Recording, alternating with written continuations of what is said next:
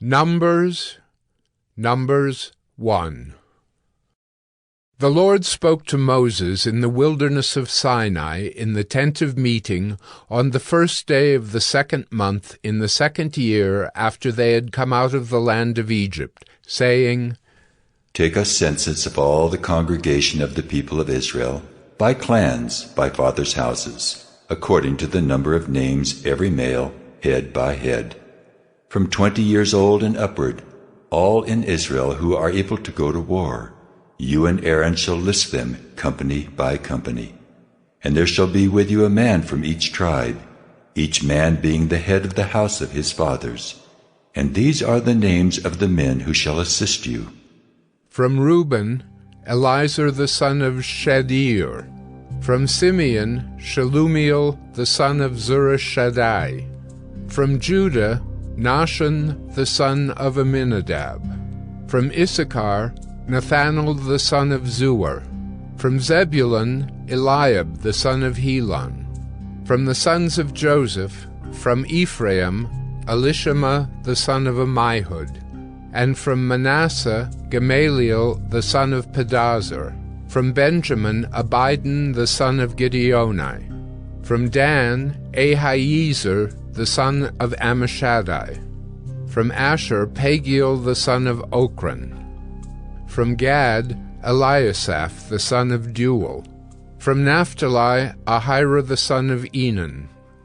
These were the ones chosen from the congregation, the chiefs of their ancestral tribes, the heads of the clans of Israel.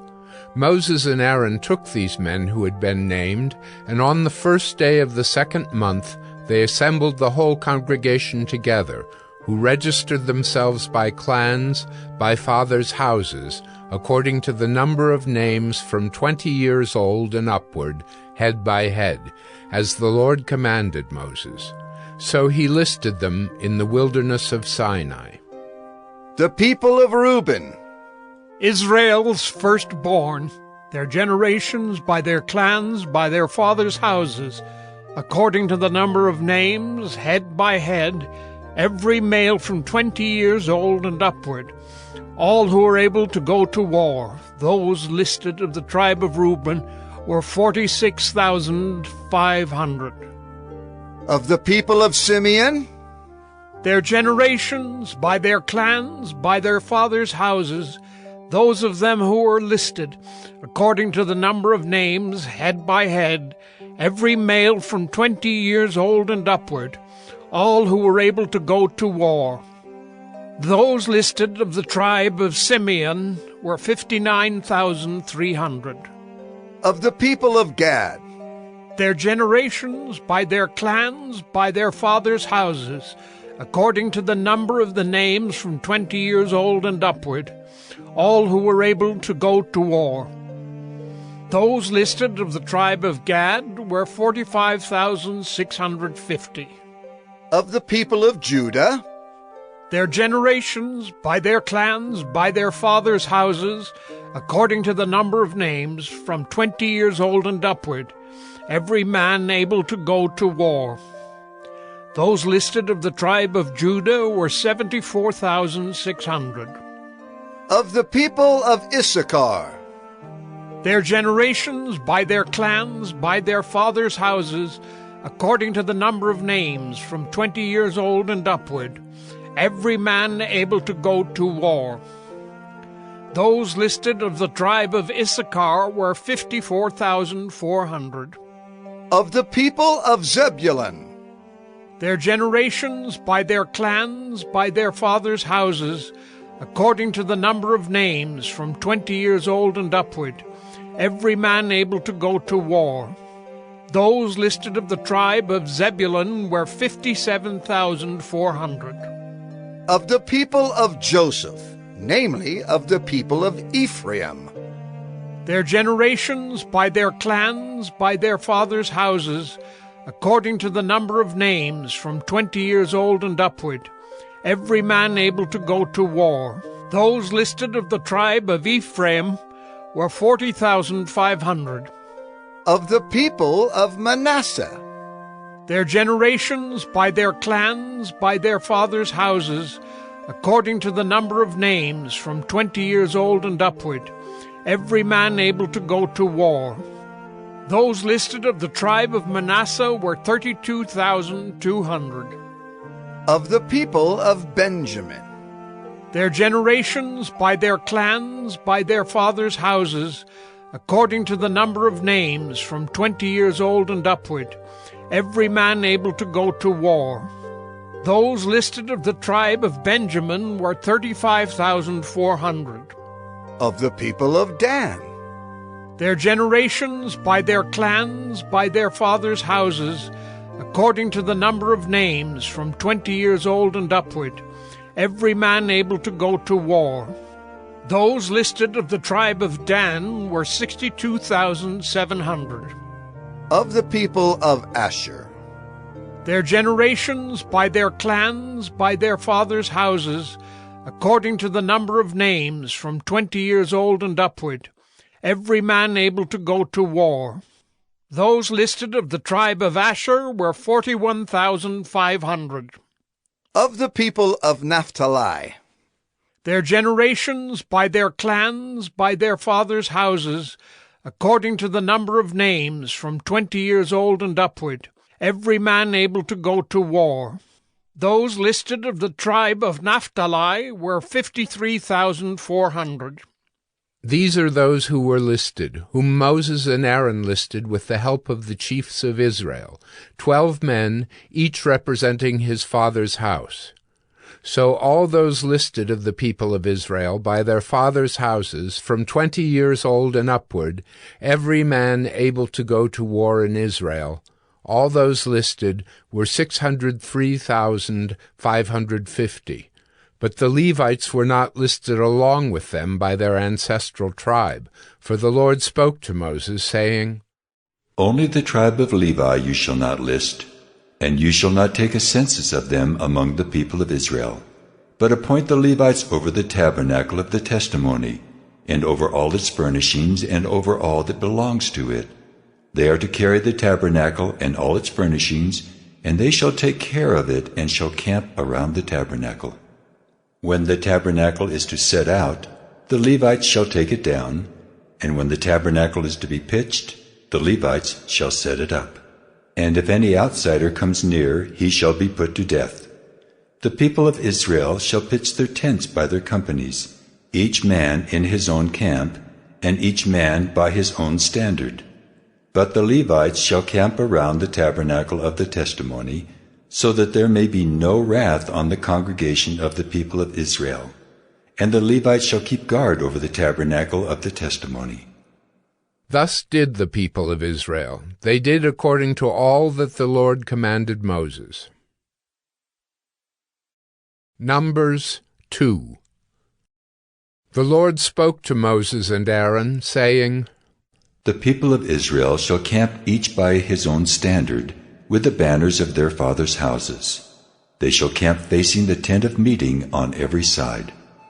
those to camp on the east side toward the sunrise shall be of the standard of the camp of Judah, by their companies, the chief of the people of Judah being Nahshon, the son of Amminadab.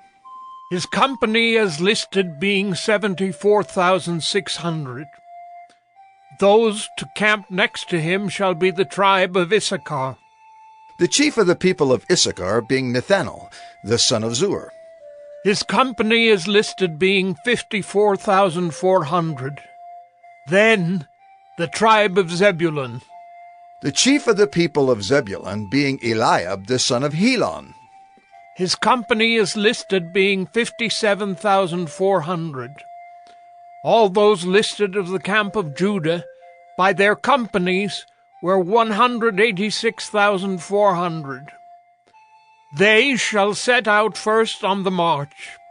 On the south side shall be the standard of the camp of Reuben by their companies. The chief of the people of Reuben being Elizur, the son of Shedeur. His company as listed being 46,500. And those to camp next to him shall be the tribe of Simeon. The chief of the people of Simeon being Shelumiel, the son of Zurishaddai. His company is listed being 59,300. Then the tribe of Gad. The chief of the people of Gad being Eliasaph, the son of Reuel. His company is listed being 45,650. All those listed of the camp of Reuben by their companies were 151,450. They shall set out second. Then the tent of meeting shall set out, with the camp of the Levites in the midst of the camps. As they camp, so shall they set out, each in position, standard by standard. On the west side shall be the standard of the camp of Ephraim by their companies. The chief of the people of Ephraim being Elishama, the son of Ammihud. His company is listed being 40,500. And next to him shall be the tribe of Manasseh, the chief of the people of Manasseh being Gamaliel, the son of Pedazur. His company is listed being 32,200. Then the tribe of Benjamin. The chief of the people of Benjamin being Abidan, the son of Gideoni. His company is listed being 35,400. All those listed of the camp of Ephraim by their companies were 108,100. They shall set out third on the march. On the north side shall be the standard of the camp of Dan by their companies. The chief of the people of Dan being Ahiezer, the son of Ammishaddai. His company is listed being 62,700. And those to camp next to him shall be the tribe of Asher. The chief of the people of Asher being Pagiel, the son of Acharon. His company is listed being 41,500. Then the tribe of Naphtali. The chief of the people of Naphtali being Ahira, the son of Enan. His company is listed being 53,400. All those listed of the camp of Dan were 157,600. They shall set out last, standard by standard. These are the people of Israel as listed by their fathers' houses. All those listed in the camps by their companies were 603,550. But the Levites were not listed among the people of Israel, as the Lord commanded Moses. Thus did the people of Israel. According to all that the Lord commanded Moses, so they camped by their standards, and so they set out, each one in his clan, according to his father's house. Numbers 3. These are the generations of Aaron and Moses at the time when the Lord spoke with Moses on Mount Sinai. These are the names of the sons of Aaron: Nadab the firstborn, and Abihu, Eleazar, and Ithamar. These are the names of the sons of Aaron, the anointed priests, whom he ordained to serve as priests. But Nadab and Abihu died before the Lord when they offered unauthorized fire before the Lord in the wilderness of Sinai, and they had no children. So Eleazar and Ithamar served as priests in the lifetime of Aaron their father. And the Lord spoke to Moses, saying, Bring the tribe of Levi near, and set them before Aaron the priest, that they may minister to him. They shall keep guard over him and over the whole congregation before the tent of meeting, as they minister at the tabernacle. They shall guard all the furnishings of the tent of meeting, and keep guard over the people of Israel as they minister at the tabernacle. And you shall give the Levites to Aaron and his sons. They are wholly given to him from among the people of Israel. And you shall appoint Aaron and his sons, and they shall guard their priesthood. But if any outsider comes near, he shall be put to death. And the Lord spoke to Moses, saying, Behold, I have taken the Levites from among the people of Israel instead of every firstborn who opens the womb among the people of Israel. The Levites shall be mine, for all the firstborn are mine. On the day that I struck down all the firstborn in the land of Egypt, I consecrated for my own all the firstborn in Israel, both of man and of beast. They shall be mine. I am the Lord. And the Lord spoke to Moses in the wilderness of Sinai, saying, List the sons of Levi by fathers' houses and by clans. Every male from a month old and upward you shall list. So Moses listed them according to the word of the Lord, as he was commanded, and these were the sons of Levi by their names: Gershon and Kohath and Merari. And these are the names of the sons of Gershon by their clans: Libni and Shimei. And the sons of Kohath by their clans: Amram, Izhar, Hebron, and Uzziel. And the sons of Merari by their clans: Mahli and Mushai.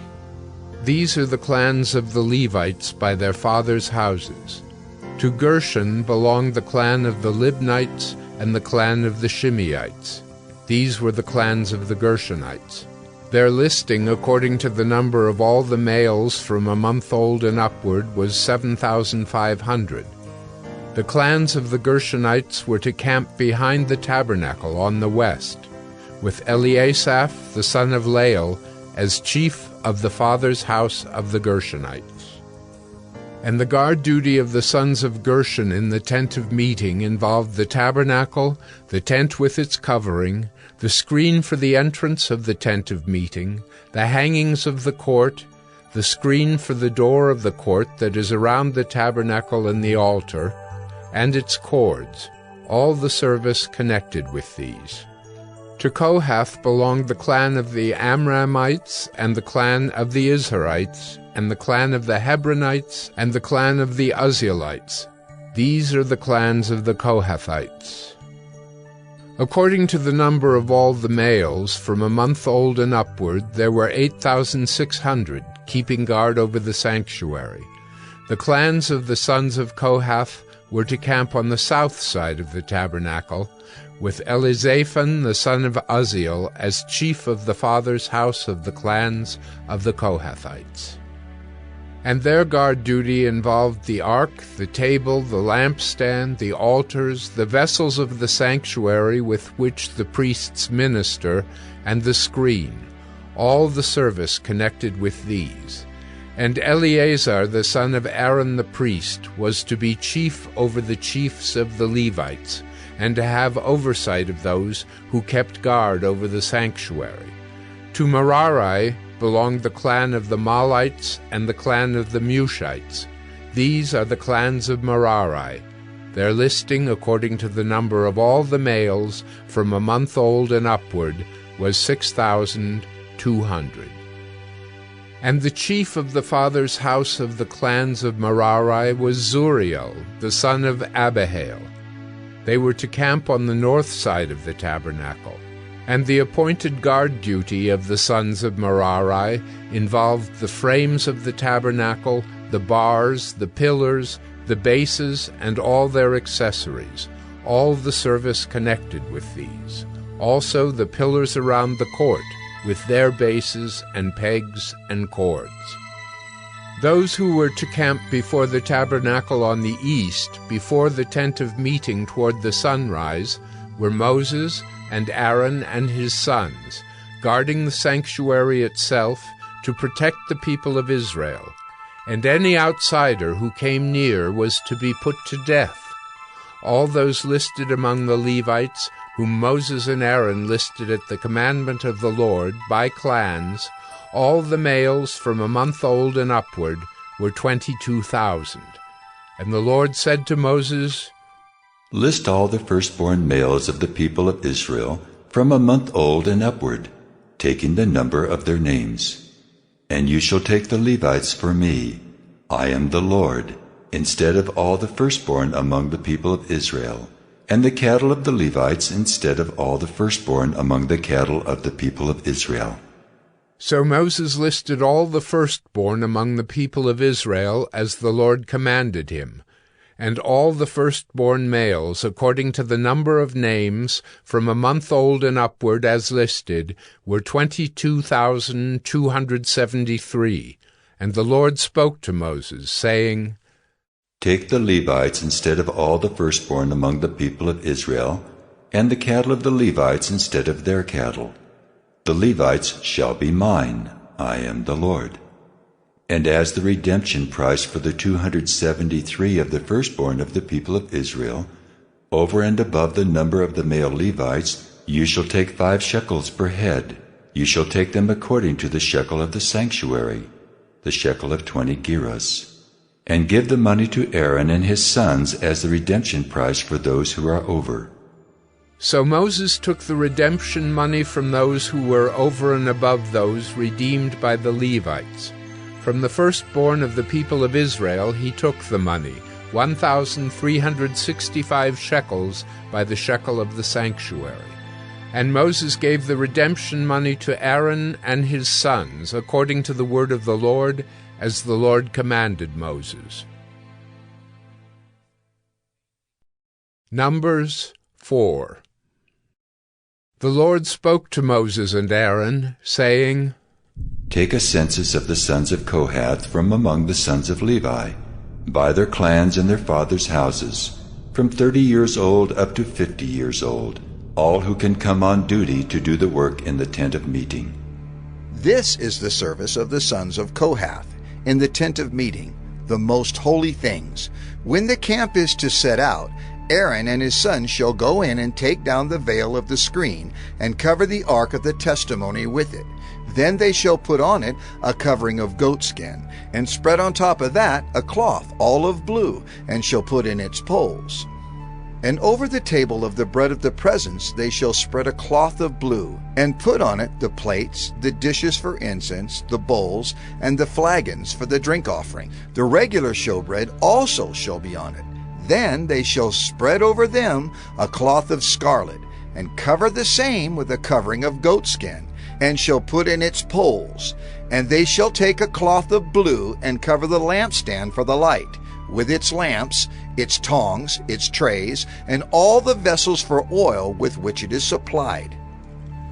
And they shall put it with all its utensils in a covering of goatskin, and put it on the carrying frame. And over the golden altar they shall spread a cloth of blue, and cover it with a covering of goatskin, and shall put in its poles. And they shall take all the vessels of the service that are used in the sanctuary, and put them in a cloth of blue, and cover them with a covering of goatskin, and put them on the carrying frame. And they shall take away the ashes from the altar, and spread a purple cloth over it, and they shall put on it all the utensils of the altar, which are used for the service there, the fire pans, the forks, the shovels, and the basins, all the utensils of the altar, and they shall spread on it a covering of goatskin, and shall put in its poles. And when Aaron and his sons have finished covering the sanctuary and all the furnishings of the sanctuary, as the camp sets out, after that the sons of Kohath shall come to carry these, but they must not touch the holy things, lest they die. These are the things of the tent of meeting that the sons of Kohath are to carry. And Eleazar the son of Aaron the priest shall have charge of the oil for the light, the fragrant incense, the regular grain offering, and the anointing oil, with the oversight of the whole tabernacle, and all that is in it, of the sanctuary and its vessels. The Lord spoke to Moses and Aaron, saying, Let not the tribe of the clans of the Kohathites be destroyed from among the Levites, but deal thus with them, that they may live and not die when they come near to the most holy things.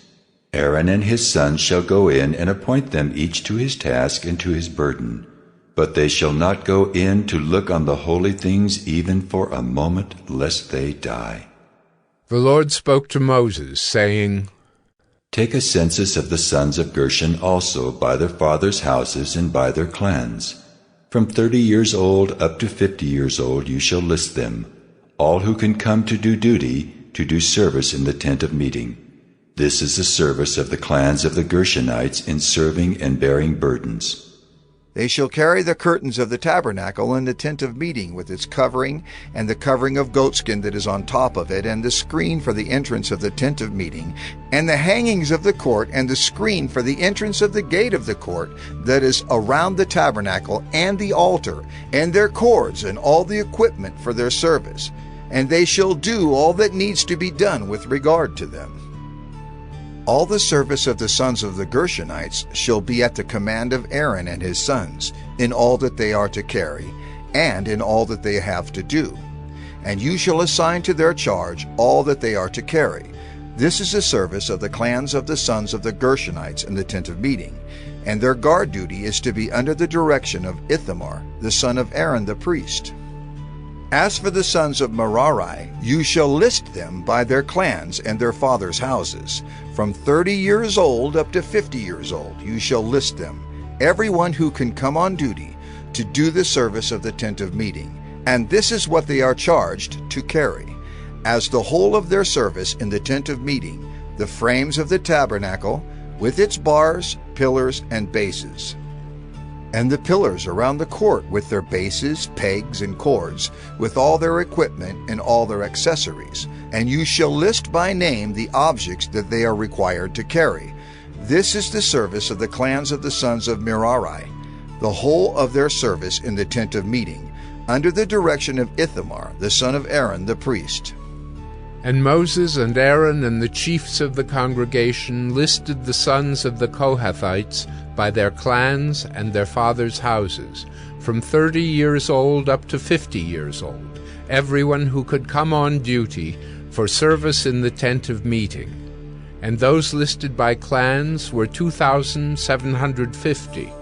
This was the list of the clans of the Kohathites, all who served in the tent of meeting, whom Moses and Aaron listed according to the commandment of the Lord by Moses.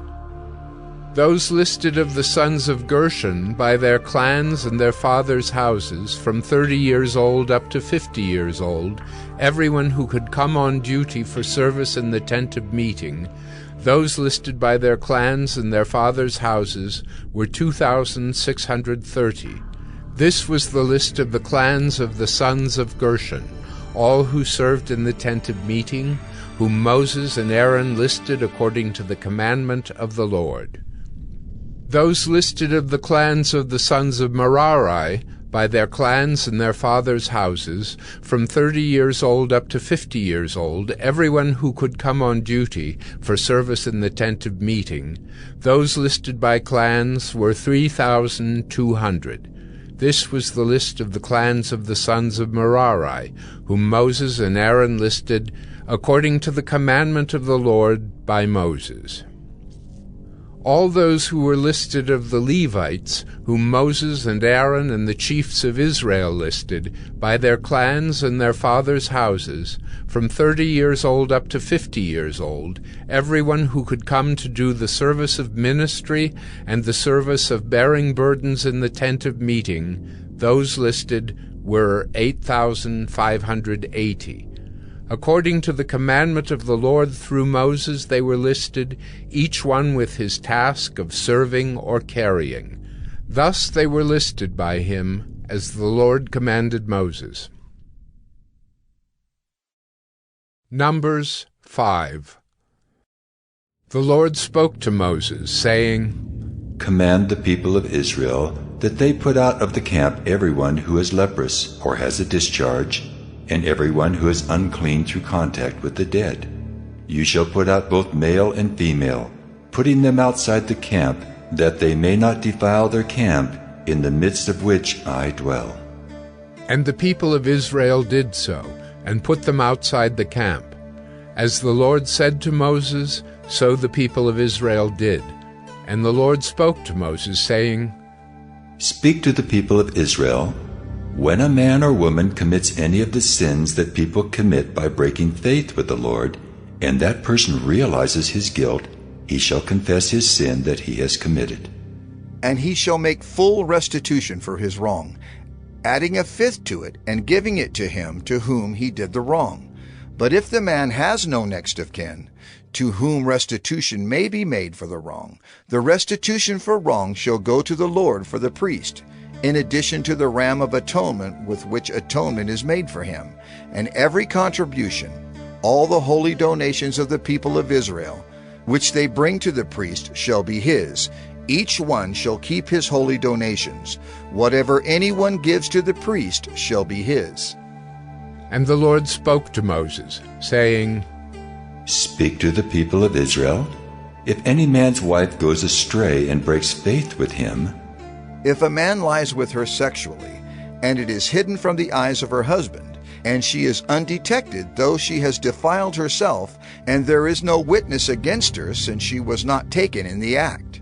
And if the spirit of jealousy comes over him, and he is jealous of his wife who has defiled herself, or if the spirit of jealousy comes over him, and he is jealous of his wife, though she has not defiled herself, then the man shall bring his wife to the priest, and bring the offering required of her, 1/10 of an ephah of barley flour. He shall pour no oil on it, and put no frankincense on it, for it is a grain offering of jealousy, a grain offering of remembrance, bringing iniquity to remembrance.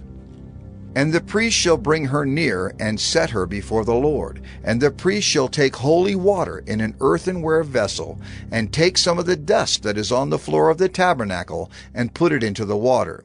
And the priest shall set the woman before the Lord, and unbind the hair of the woman's head, and place in her hands the grain offering of remembrance, which is the grain offering of jealousy. And in his hand the priest shall have the water of bitterness that brings the curse. Then the priest shall make her take an oath, saying, If no man has lain with you, and if you have not turned aside to uncleanness while you were under your husband's authority, be free from this water of bitterness that brings the curse. But if you have gone astray, though you are under your husband's authority, and if you have defiled yourself, and some man other than your husband has lain with you, then let the priest make the woman take the oath of the curse, and say to the woman, The Lord make you a curse and an oath among your people, when the Lord makes your thigh fall away and your body swell. May this water that brings the curse pass into your bowels, and make your womb swell and your thigh fall away. And the woman shall say, Amen. Amen. Then the priest shall write these curses in a book, and wash them off into the water of bitterness. And he shall make the woman drink the water of bitterness that brings the curse. And the water that brings the curse shall enter into her, and cause bitter pain. And the priest shall take the grain offering of jealousy out of the woman's hand, and shall wave the grain offering before the Lord, and bring it to the altar. And the priest shall take a handful of the grain offering as its memorial portion, and burn it on the altar, and afterward shall make the woman drink the water. And when he has made her drink the water, then, if she has defiled herself and has broken faith with her husband, the water that brings the curse shall enter into her and cause bitter pain, and her womb shall swell, and her thigh shall fall away, and the woman shall become a curse among her people. But if the woman has not defiled herself and is clean, then she shall be free and shall conceive children. This is the law in cases of jealousy, when a wife, though under her husband's authority, goes astray and defiles herself, or when the spirit of jealousy comes over a man, and he is jealous of his wife, then he shall set the woman before the Lord, and the priest shall carry out for her all this law. The man shall be free from iniquity, but the woman shall bear her iniquity. Numbers 6. And the Lord spoke to Moses, saying, Speak to the people of Israel, and say to them, When either a man or a woman makes a special vow, the vow of a Nazirite, to separate himself to the Lord, he shall separate himself from wine and strong drink. He shall drink no vinegar made from wine or strong drink, and shall not drink any juice of grapes or eat grapes, fresh or dried. All the days of his separation he shall eat nothing that is produced by the grapevine, not even the seeds or the skins. All the days of his vow of separation no razor shall touch his head. Until the time is completed for which he separates himself to the Lord, he shall be holy. He shall let the locks of hair of his head grow long. All the days that he separates himself to the Lord, he shall not go near a dead body, not even for his father or for his mother, for brother or sister. If they die, shall he make himself unclean, because his separation to God is on his head. All the days of his separation He is holy to the Lord. And if any man dies very suddenly beside him, and he defiles his consecrated head, then he shall shave his head on the day of his cleansing. On the 7th day he shall shave it. On the 8th day he shall bring 2 turtle doves or 2 pigeons to the priest to the entrance of the tent of meeting. And the priest shall offer one for a sin offering and the other for a burnt offering, and make atonement for him, because he sinned by reason of the dead body. And he shall consecrate his head that same day, and separate himself to the Lord for the days of his separation, and bring a male lamb a year old for a guilt offering. But the previous period shall be void, because his separation was defiled. And this is the law for the Nazirite. When the time of his separation has been completed, he shall be brought to the entrance of the tent of meeting, and he shall bring his gift to the Lord, 1 male lamb a year old without blemish for a burnt offering, and 1 ewe lamb a year old without blemish as a sin offering, and 1 ram without blemish as a peace offering, and a basket of unleavened bread, loaves of fine flour mixed with oil, and unleavened wafers smeared with oil, and their grain offering and their drink offerings. And the priest shall bring them before the Lord, and offer his sin offering and his burnt offering. And he shall offer the ram as a sacrifice of peace offering to the Lord, with the basket of unleavened bread. The priest shall offer also its grain offering and its drink offering. And the Nazirite shall shave his consecrated head at the entrance of the tent of meeting, and shall take the hair from his consecrated head, and put it on the fire that is under the sacrifice of the peace offering. And the priest shall take the shoulder of the ram when it is boiled, and 1 unleavened loaf out of the basket, and 1 unleavened wafer, and shall put them on the hands of the Nazirite after he has shaved the hair of his consecration. And the priest shall wave them for a wave offering before the Lord.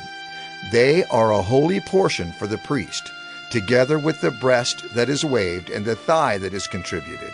And after that the Nazirite may drink wine. This is the law of the Nazirite. But if he vows an offering to the Lord above his Nazirite vow, as he can afford, in exact accordance with the vow that he takes, then he shall do an addition to the law of the Nazirite. The Lord spoke to Moses, saying, Speak to Aaron and his sons, saying, Thus you shall bless the people of Israel. You shall say to them, The Lord bless you and keep you. The Lord make his face to shine upon you and be gracious to you. The Lord lift up his countenance upon you and give you peace. So shall they put my name upon the people of Israel, and I will bless them. Numbers 7. On the day when Moses had finished setting up the tabernacle, and had anointed and consecrated it with all its furnishings, and had anointed and consecrated the altar with all its utensils, the chiefs of Israel, heads of their fathers' houses, who were the chiefs of the tribes, who were over those who were listed, approached, and brought their offerings before the Lord, 6 wagons and 12 oxen, a wagon for every 2 of the chiefs, and for each one an ox. They brought them before the tabernacle. Then the Lord said to Moses, Accept these from them, that they may be used in the service of the tent of meeting, and give them to the Levites, to each man according to his service. So Moses took the wagons and the oxen and gave them to the Levites. 2 wagons and 4 oxen he gave to the sons of Gershon, according to their service. And 4 wagons and 8 oxen he gave to the sons of Merari, according to their service, under the direction of Ithamar the son of Aaron the priest. But to the sons of Kohath he gave none, because they were charged with the service of the holy things that had to be carried on the shoulder. And the chiefs offered offerings for the dedication of the altar on the day it was anointed. And the chiefs offered their offering before the altar. And the Lord said to Moses, They shall offer their offerings, 1 chief each day, for the dedication of the altar. He who offered his offering the first day was Nahshon, the son of Amminadab, of the tribe of Judah. And his offering was 1 silver plate, whose weight was 130 shekels, 1 silver basin of 70 shekels, according to the shekel of the sanctuary, both of them full of fine flour mixed with oil for a grain offering, 1 golden dish of 10 shekels, full of incense, 1 bull from the herd, 1 ram, 1 male lamb a year old for a burnt offering, 1 male goat for a sin offering, and for the sacrifice of peace offerings, 2 oxen, 5 rams, 5 male goats, and 5 male lambs a year old. This was the offering of Nahshon, the son of Amminadab. On the second day, Nathanael, the son of Zuar, the chief of Issachar, made an offering. He offered for his offering 1 silver plate, whose weight was 130 shekels, 1 silver basin of 70 shekels, according to the shekel of the sanctuary, both of them full of fine flour mixed with oil for a grain offering, 1 golden dish of 10 shekels, full of incense, 1 bull from the herd, 1 ram, 1 male lamb a year old for a burnt offering, 1 male goat for a sin offering, and for the sacrifice of peace offerings, 2 oxen, 5 rams, 5 male goats, and 5 male lambs a year old. This was the offering of Nathanael, the son of Zuar. On the third day, Eliab, the son of Helon, the chief of the people of Zebulun. His offering was 1 silver plate, whose weight was 130 shekels, 1 silver basin of 70 shekels, according to the shekel of the sanctuary, both of them full of fine flour mixed with oil for a grain offering, 1 golden dish of 10 shekels, full of incense, 1 bull from the herd, 1 ram, 1 male lamb a year old for a burnt offering, 1 male goat for a sin offering, and for the sacrifice of peace offerings, 2 oxen, 5 rams, 5 male goats, and 5 male lambs a year old. This was the offering of Eliab, the son of Helon. On the fourth day, Elizur, the son of Shedeur, the chief of the people of Reuben. His offering was 1 silver plate, whose weight was 130 shekels, 1 silver basin of 70 shekels, according to the shekel of the sanctuary, both of them full of fine flour mixed with oil for a grain offering, 1 golden dish of 10 shekels, full of incense, 1 bull from the herd, 1 ram, 1 male lamb a year old for a burnt offering, 1 male goat for a sin offering, and for the sacrifice of peace offerings, 2 oxen, 5 rams, 5 male goats, and 5 male lambs a year old. This was the offering of Elizur, the son of Shedeur. On the fifth day, Shelumiel, the son of Zurishaddai, the chief of the people of Simeon. His offering was 1 silver plate, whose weight was 130 shekels, 1 silver basin of 70 shekels, according to the shekel of the sanctuary, both of them full of fine flour mixed with oil for a grain offering, 1 golden dish of 10 shekels, full of incense, 1 bull from the herd, 1 ram, 1 male lamb a year old for a burnt offering, 1 male goat for a sin offering, and for the sacrifice of peace offerings, 2 oxen, 5 rams, 5 male goats, and 5 male lambs a year old. This was the offering of Shelumiel, the son of Zurishaddai. On the sixth day, Eliasaph, the son of Deuel, the chief of the people of Gad. His offering was 1 silver plate, whose weight was 130 shekels, 1 silver basin of 70 shekels, according to the shekel of the sanctuary, both of them full of fine flour mixed with oil for a grain offering, 1 golden dish of 10 shekels, full of incense, 1 bull from the herd, 1 ram, 1 male lamb a year old for a burnt offering, 1 male goat for a sin offering, and for the sacrifice of peace offerings, 2 oxen, 5 rams, 5 male goats, and 5 male lambs a year old. This was the offering of Eliasaph, the son of Deuel. On the seventh day, Elishama, the son of Ammihud, the chief of the people of Ephraim. His offering was 1 silver plate, whose weight was 130 shekels, 1 silver basin of 70 shekels, according to the shekel of the sanctuary, both of them full of fine flour mixed with oil for a grain offering, 1 golden dish of 10 shekels, full of incense, 1 bull from the herd, 1 ram, 1 male lamb a year old for a burnt offering, 1 male goat for a sin offering, and for the sacrifice of peace offerings, 2 oxen, 5 rams, 5 male goats, and 5 male lambs a year old. This was the offering of Elishama, the son of Ammihud. On the 8th day, Gamaliel, the son of Pedazur, the chief of the people of Manasseh. His offering was 1 silver plate, whose weight was 130 shekels, 1 silver basin of 70 shekels, according to the shekel of the sanctuary, both of them full of fine flour, mixed with oil, for a grain offering, 1 golden dish of 10 shekels, full of incense, 1 bull from the herd, 1 ram, 1 male lamb a year old for a burnt offering, 1 male goat for a sin offering, and for the sacrifice of peace offerings, 2 oxen, 5 rams, 5 male goats, and 5 male lambs a year old. This was the offering of Gamaliel, the son of Pedazur. On the 9th day, Abidan, the son of Gideoni, the chief of the people of Benjamin. His offering was 1 silver plate whose weight was 130 shekels, 1 silver basin of 70 shekels, according to the shekel of the sanctuary, both of them full of fine flour mixed with oil for a grain offering, 1 golden dish of 10 shekels, full of incense, 1 bull from the herd, 1 ram, 1 male lamb a year old for a burnt offering, 1 male goat for a sin offering, and for the sacrifice of peace offerings, 2 oxen, 5 rams, 5 male goats, and 5 male lambs a year old.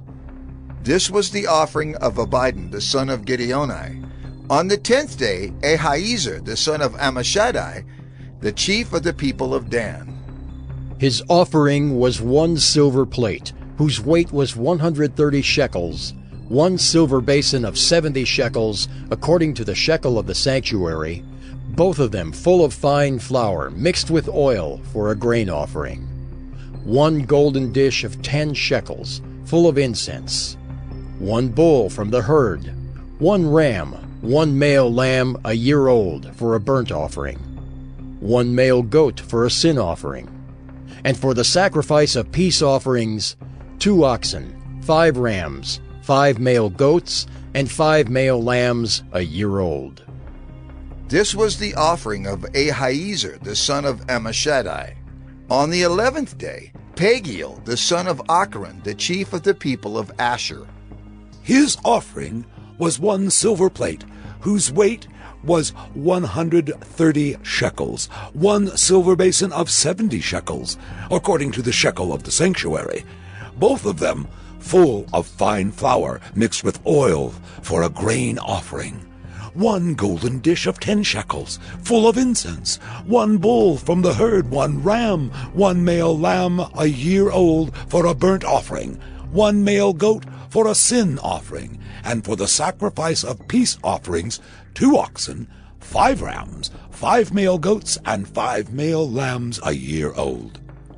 This was the offering of Pagiel, the son of Achran.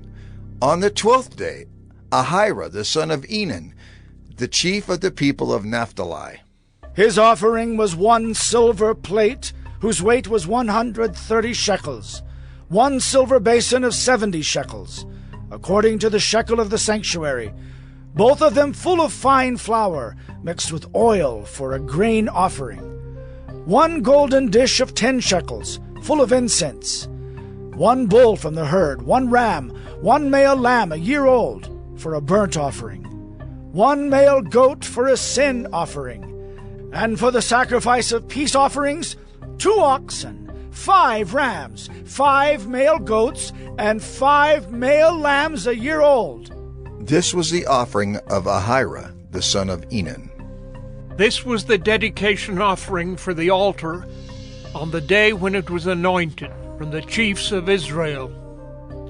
12 silver plates, 12 silver basins, 12 golden dishes, each silver plate weighing 130 shekels, and each basin 70. All the silver of the vessels 2,400 shekels, according to the shekel of the sanctuary. The 12 golden dishes, full of incense, weighing 10 shekels apiece, according to the shekel of the sanctuary. All the gold of the dishes being 120 shekels.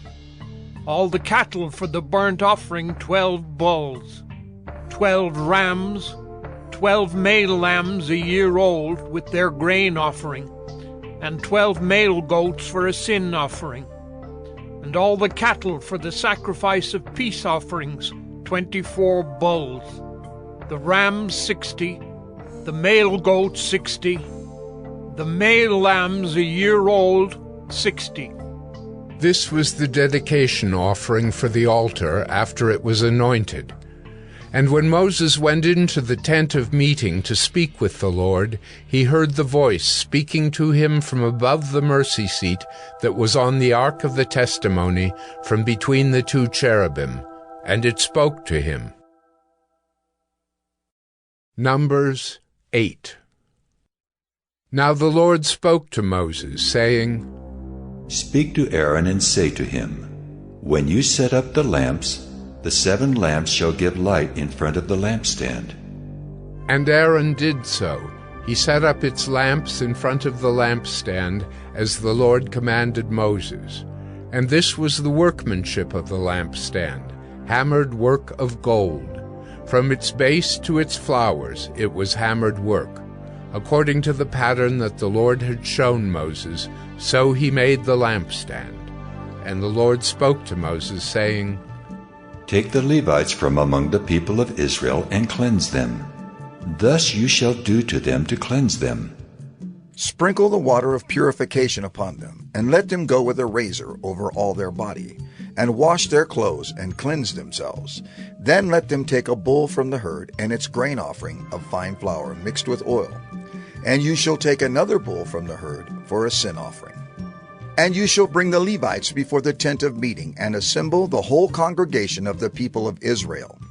When you bring the Levites before the Lord, the people of Israel shall lay their hands on the Levites, and Aaron shall offer the Levites before the Lord as a wave offering from the people of Israel, that they may do the service of the Lord. Then the Levites shall lay their hands on the heads of the bulls, and you shall offer the one for a sin offering and the other for a burnt offering to the Lord, to make atonement for the Levites. And you shall set the Levites before Aaron and his sons, and shall offer them as a wave offering to the Lord. Thus you shall separate the Levites from among the people of Israel, and the Levites shall be mine. And after that the Levites shall go in to serve at the tent of meeting, when you have cleansed them and offered them as a wave offering. For they are wholly given to me from among the people of Israel. Instead of all who opened the womb, the firstborn of all the people of Israel, I have taken them for myself. For all the firstborn among the people of Israel are mine, both of man and of beast. On the day that I struck down all the firstborn in the land of Egypt, I consecrated them for myself. And I have taken the Levites instead of all the firstborn among the people of Israel.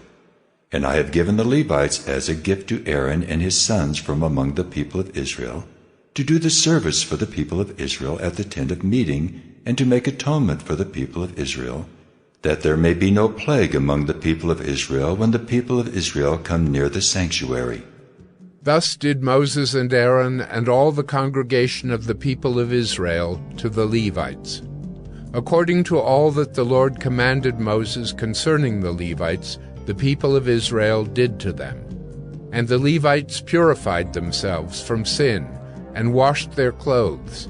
And Aaron offered them as a wave offering before the Lord. And Aaron made atonement for them to cleanse them. And after that the Levites went in to do their service in the tent of meeting before Aaron and his sons, as the Lord had commanded Moses concerning the Levites, so they did to them. And the Lord spoke to Moses, saying, This applies to the Levites. From 25 years old and upward, they shall come to do duty in the service of the tent of meeting. And from the age of 50 years, they shall withdraw from the duty of the service and serve no more. They minister to their brothers in the tent of meeting by keeping guard, but they shall do no service. Thus shall you do to the Levites in assigning their duties. Numbers 9. And the Lord spoke to Moses in the wilderness of Sinai, in the 1st month of the 2nd year after they had come out of the land of Egypt, saying, Let the people of Israel keep the Passover at its appointed time. On the 14th day of this month, at twilight, you shall keep it at its appointed time. According to all its statutes and all its rules, you shall keep it. So Moses told the people of Israel that they should keep the Passover, and they kept the Passover in the first month on the 14th day of the month at twilight in the wilderness of Sinai. According to all that the Lord commanded Moses, so the people of Israel did. And there were certain men who were unclean through touching a dead body, so that they could not keep the Passover on that day. And they came before Moses and Aaron on that day. And those men said to him, "We are unclean through touching a dead body. Why are we kept from bringing the Lord's offering at its appointed time among the people of Israel?" And Moses said to them, "Wait, that I may hear what the Lord will command concerning you." The Lord spoke to Moses, saying, "Speak to the people of Israel, saying, If any one of you or of your descendants is unclean through touching a dead body, or is on a long journey, he shall still keep the Passover to the Lord. In the 2nd month, on the 14th day, at twilight they shall keep it. They shall eat it with unleavened bread and bitter herbs. They shall leave none of it until the morning, nor break any of its bones. According to all the statute for the Passover they shall keep it. But if anyone who is clean and is not on a journey fails to keep the Passover, that person shall be cut off from his people, because he did not bring the Lord's offering at its appointed time. That man shall bear his sin. And if a stranger sojourns among you, and would keep the Passover to the Lord, according to the statute of the Passover and according to its rule, so shall he do. You shall have one statute, both for the sojourner and for the native. On the day that the tabernacle was set up, the cloud covered the tabernacle, the tent of the testimony, and at evening it was over the tabernacle like the appearance of fire until morning. So it was always. The cloud covered it by day, and the appearance of fire by night. And whenever the cloud lifted from over the tent, after that the people of Israel set out, and in the place where the cloud settled down, there the people of Israel camped. At the command of the Lord the people of Israel set out, and at the command of the Lord they camped. As long as the cloud rested over the tabernacle, they remained in camp.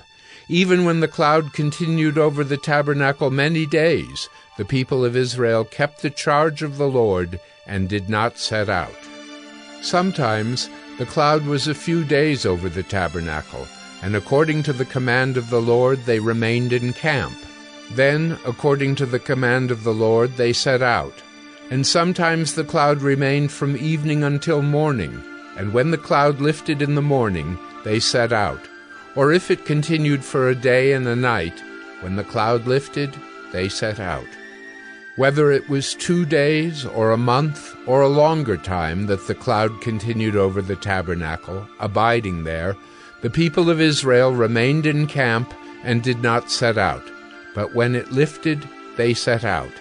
At the command of the Lord they camped, and at the command of the Lord they set out. They kept the charge of the Lord at the command of the Lord by Moses. Numbers 10. The Lord spoke to Moses, saying, Make 2 silver trumpets, of hammered work you shall make them, and you shall use them for summoning the congregation and for breaking camp. And when both are blown, all the congregation shall gather themselves to you at the entrance of the tent of meeting. But if they blow only one, then the chiefs, the heads of the tribes of Israel, shall gather themselves to you. When you blow an alarm, the camps that are on the east side shall set out. And when you blow an alarm the second time, the camps that are on the south side shall set out. An alarm is to be blown whenever they are to set out. But when the assembly is to be gathered together, you shall blow a long blast, but you shall not sound an alarm. And the sons of Aaron, the priests, shall blow the trumpets. The trumpets shall be to you for a perpetual statute throughout your generations. And when you go to war in your land against the adversary who oppresses you, then you shall sound an alarm with the trumpets, that you may be remembered before the Lord your God, and you shall be saved from your enemies. On the day of your gladness also, and at your appointed feasts, and at the beginnings of your months, you shall blow the trumpets over your burnt offerings, and over the sacrifices of your peace offerings. They shall be a reminder of you before your God. I am the Lord your God. In the 2nd year, in the 2nd month, on the 20th day of the month, the cloud lifted from over the tabernacle of the testimony, and the people of Israel set out by stages from the wilderness of Sinai. And the cloud settled down in the wilderness of Paran. They set out for the first time at the command of the Lord by Moses. The standard of the camp of the people of Judah set out first by their companies, and over their company was Nahshon, the son of Amminadab. And over the company of the tribe of the people of Issachar was Nathanael, the son of Zuar. And over the company of the tribe of the people of Zebulun was Eliab, the son of Helon. And when the tabernacle was taken down, the sons of Gershon and the sons of Merari, who carried the tabernacle, set out. And the standard of the camp of Reuben set out by their companies, and over their company was Elizur, the son of Shedeur. And over the company of the tribe of the people of Simeon was Shelumiel, the son of Zurishaddai. And over the company of the tribe of the people of Gad was Eliasaph, the son of Deuel.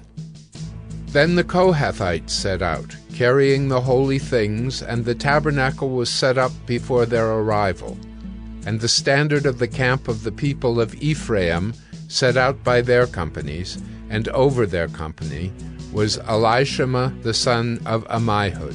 And over the company of the tribe of the people of Manasseh was Gamaliel, the son of Pedazur.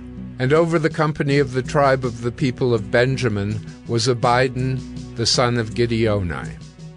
Then the standard of the camp of the people of Dan, acting as the rear guard of all the camps, set out by their companies. And over their company was Ahiezer, the son of Ammishaddai. And over the company of the tribe of the people of Asher was Pagiel, the son of Ochran. And over the company of the tribe of the people of Naphtali was Ahira, the son of Enan. This was the order of march of the people of Israel by their companies when they set out. And Moses said to Hobab, the son of Reuel the Midianite, Moses' father-in-law, We are setting out for the place of which the Lord said, I will give it to you.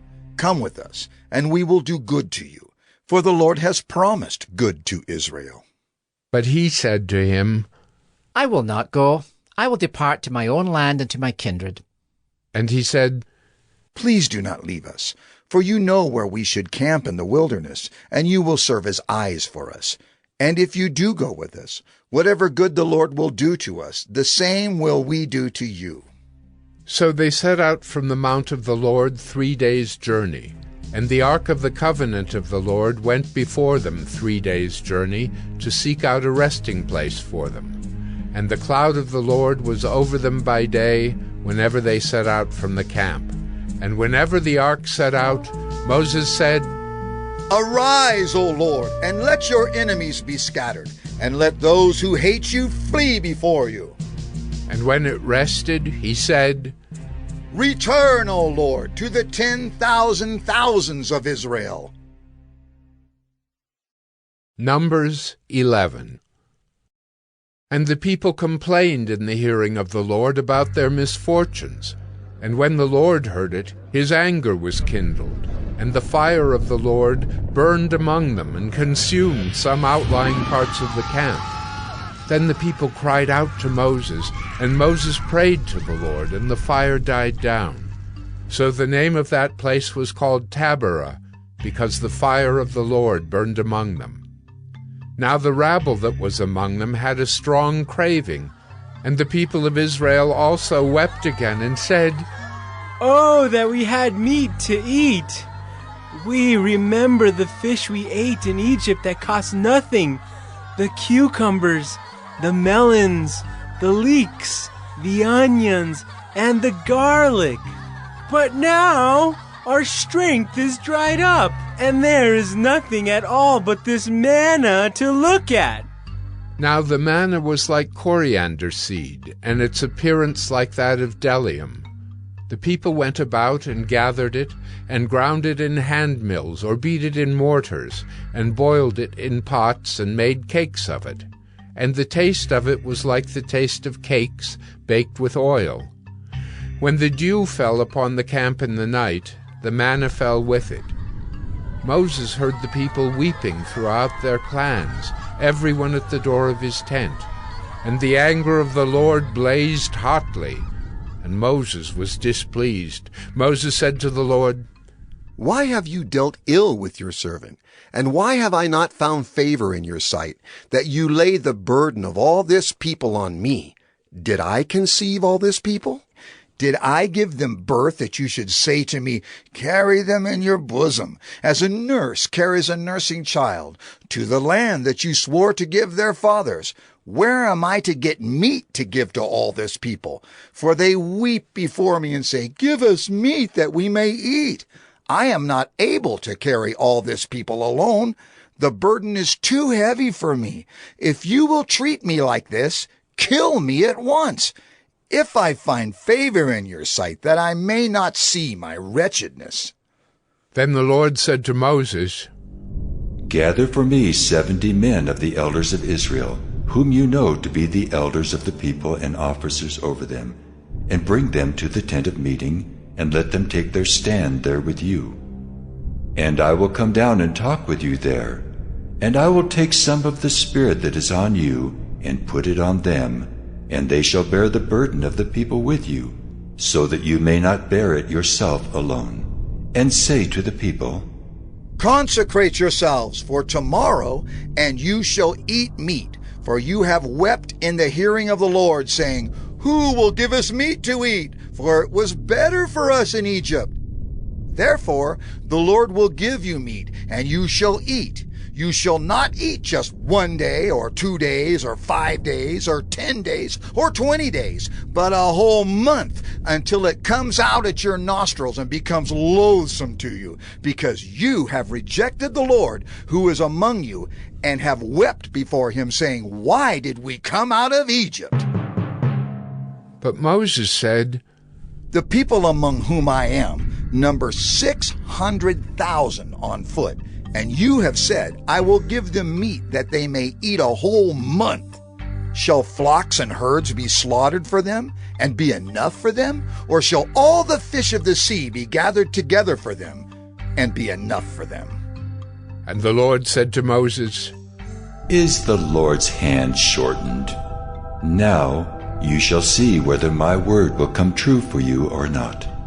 So Moses went out and told the people the words of the Lord. And he gathered 70 men of the elders of the people, and placed them around the tent. Then the Lord came down in the cloud, and spoke to him, and took some of the Spirit that was on him, and put it on the 70 elders. And as soon as the Spirit rested on them, they prophesied, but they did not continue doing it. Now 2 men remained in the camp, one named Eldad, and the other named Medad, and the Spirit rested on them. They were among those registered, but they had not gone out to the tent, and so they prophesied in the camp. And a young man ran and told Moses, "Eldad and Medad are prophesying in the camp." And Joshua the son of Nun, the assistant of Moses from his youth, said, "My lord Moses, stop them." But Moses said to him, "Are you jealous for my sake? Would that all the Lord's people were prophets, that the Lord would put his Spirit on them." And Moses and the elders of Israel returned to the camp. Then a wind from the Lord sprang up, and it brought quail from the sea, and let them fall beside the camp, about a day's journey on this side, and a day's journey on the other side, around the camp, and about 2 cubits above the ground. And the people rose all that day and all night, and all the next day, and gathered the quail. Those who gathered least gathered 10 homers, and they spread them out for themselves all around the camp. While the meat was yet between their teeth, before it was consumed, the anger of the Lord was kindled against the people, and the Lord struck down the people with a very great plague. Therefore, the name of that place was called Kibroth-Hattaavah, because there they buried the people who had the craving. From Kibroth-Hattaavah the people journeyed to Hazerath, and they remained at Hazerath. Numbers 12.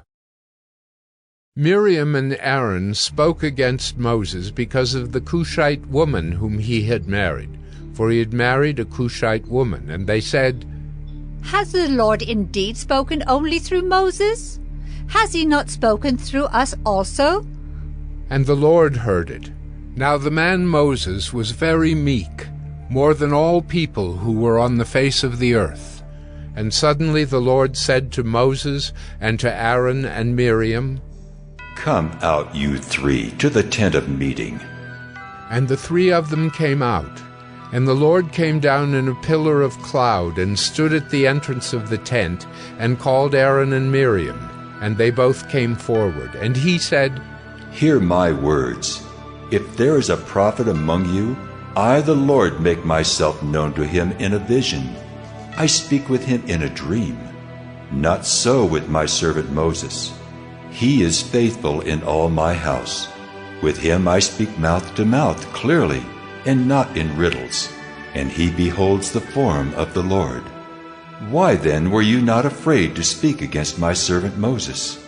And the anger of the Lord was kindled against them, and he departed. When the cloud removed from over the tent, behold, Miriam was leprous, like snow. And Aaron turned toward Miriam, and behold, she was leprous. And Aaron said to Moses, "O my Lord, do not punish us because we have done foolishly and have sinned. Let her not be as one dead, whose flesh is half eaten away when he comes out of his mother's womb."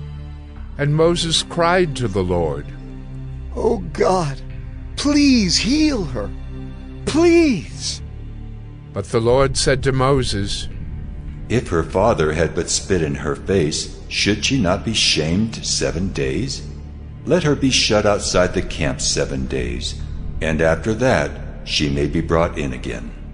So Miriam was shut outside the camp 7 days, and the people did not set out on the march till Miriam was brought in again.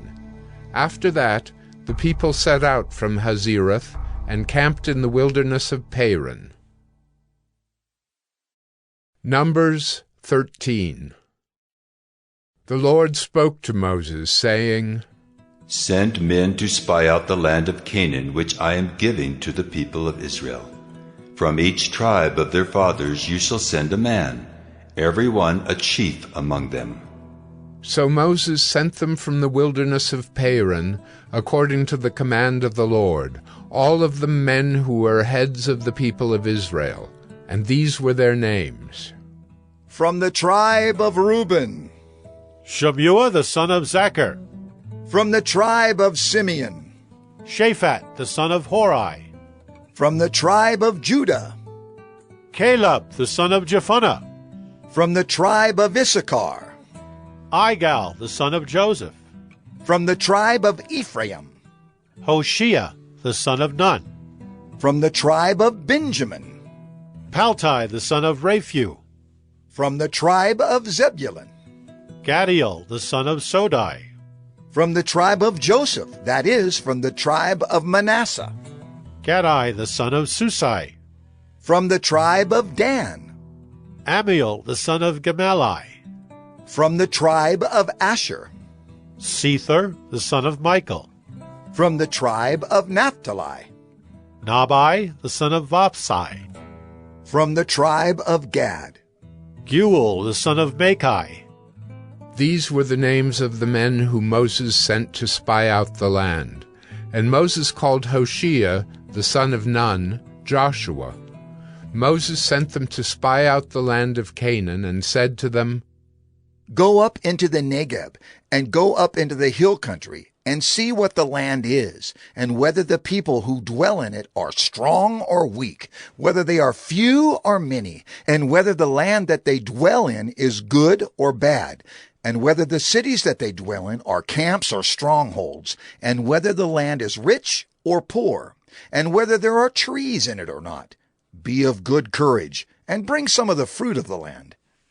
Now the time was the season of the first ripe grapes. So they went up and spied out the land from the wilderness of Zin to Rehob, near Lebo-Hamath. They went up into the Negeb and came to Hebron.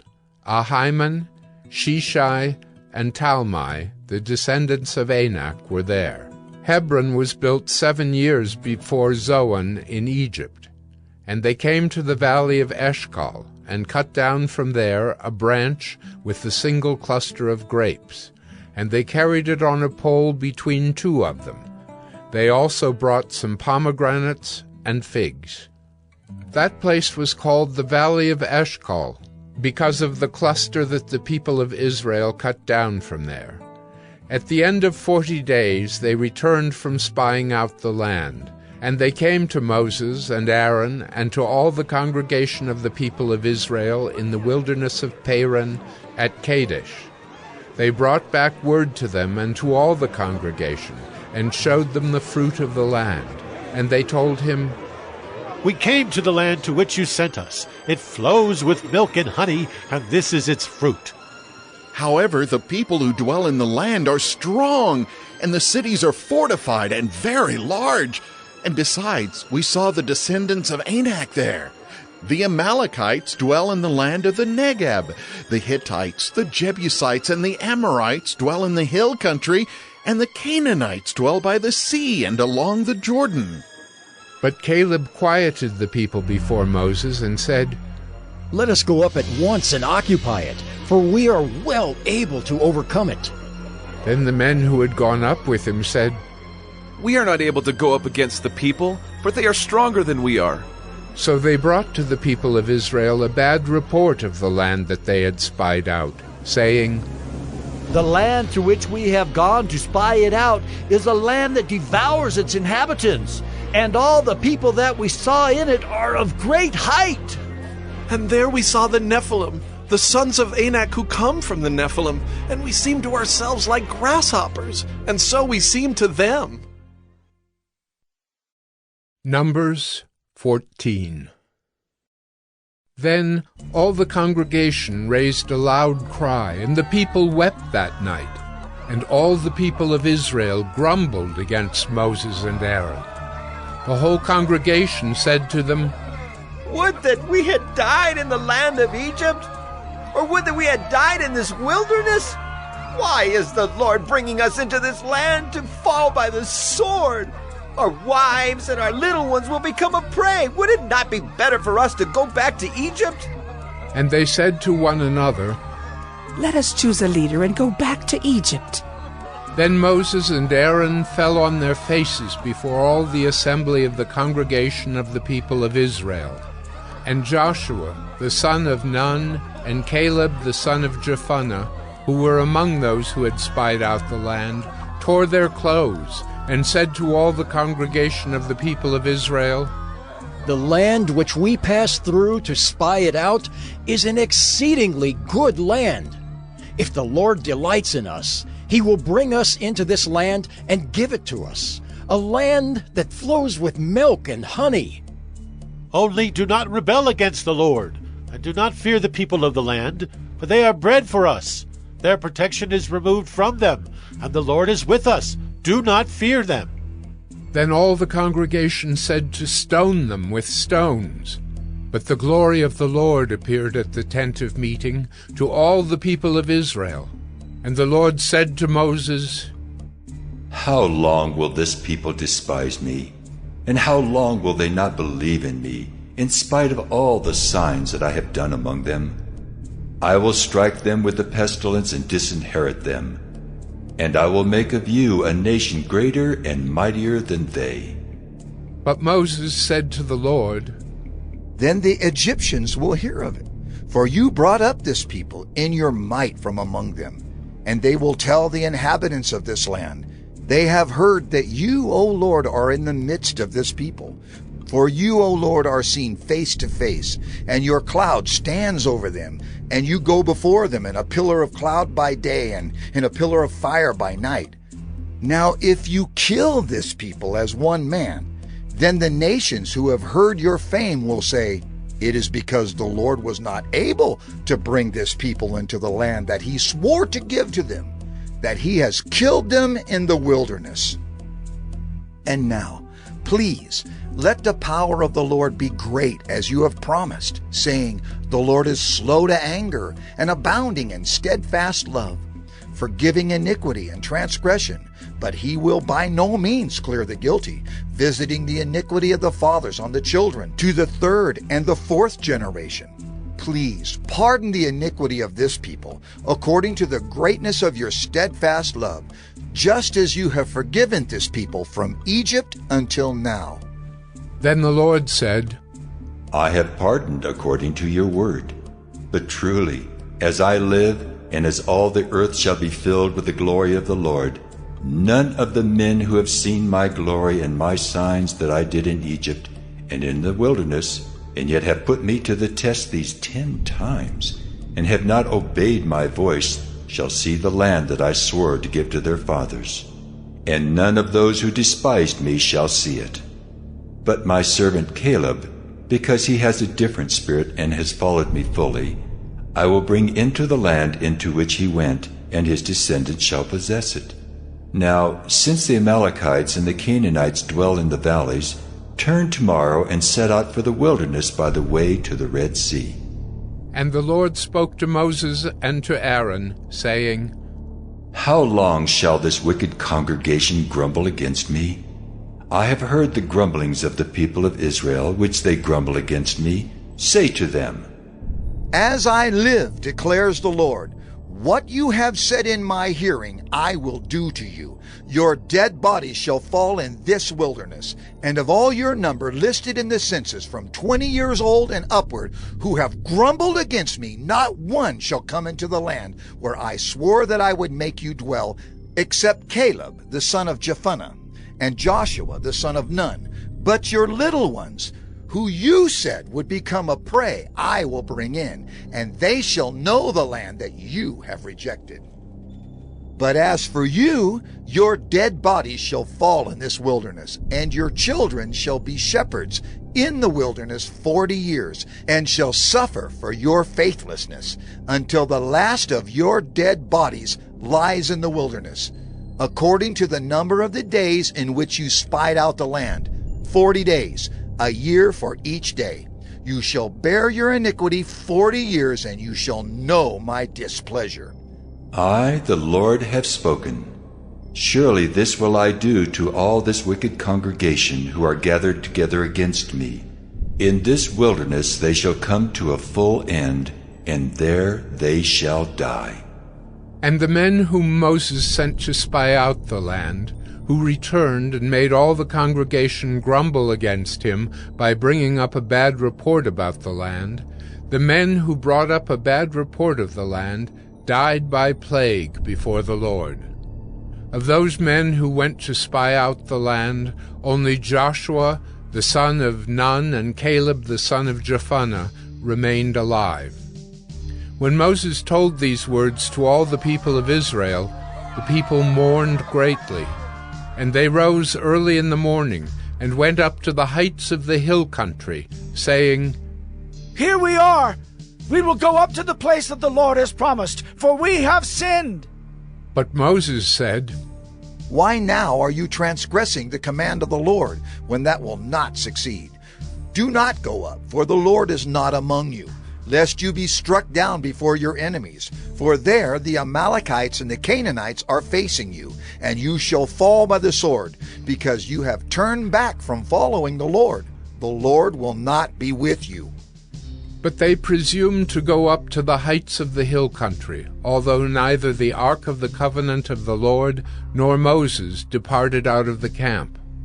Then the Amalekites and the Canaanites who lived in that hill country came down and defeated them and pursued them, even to Hormah.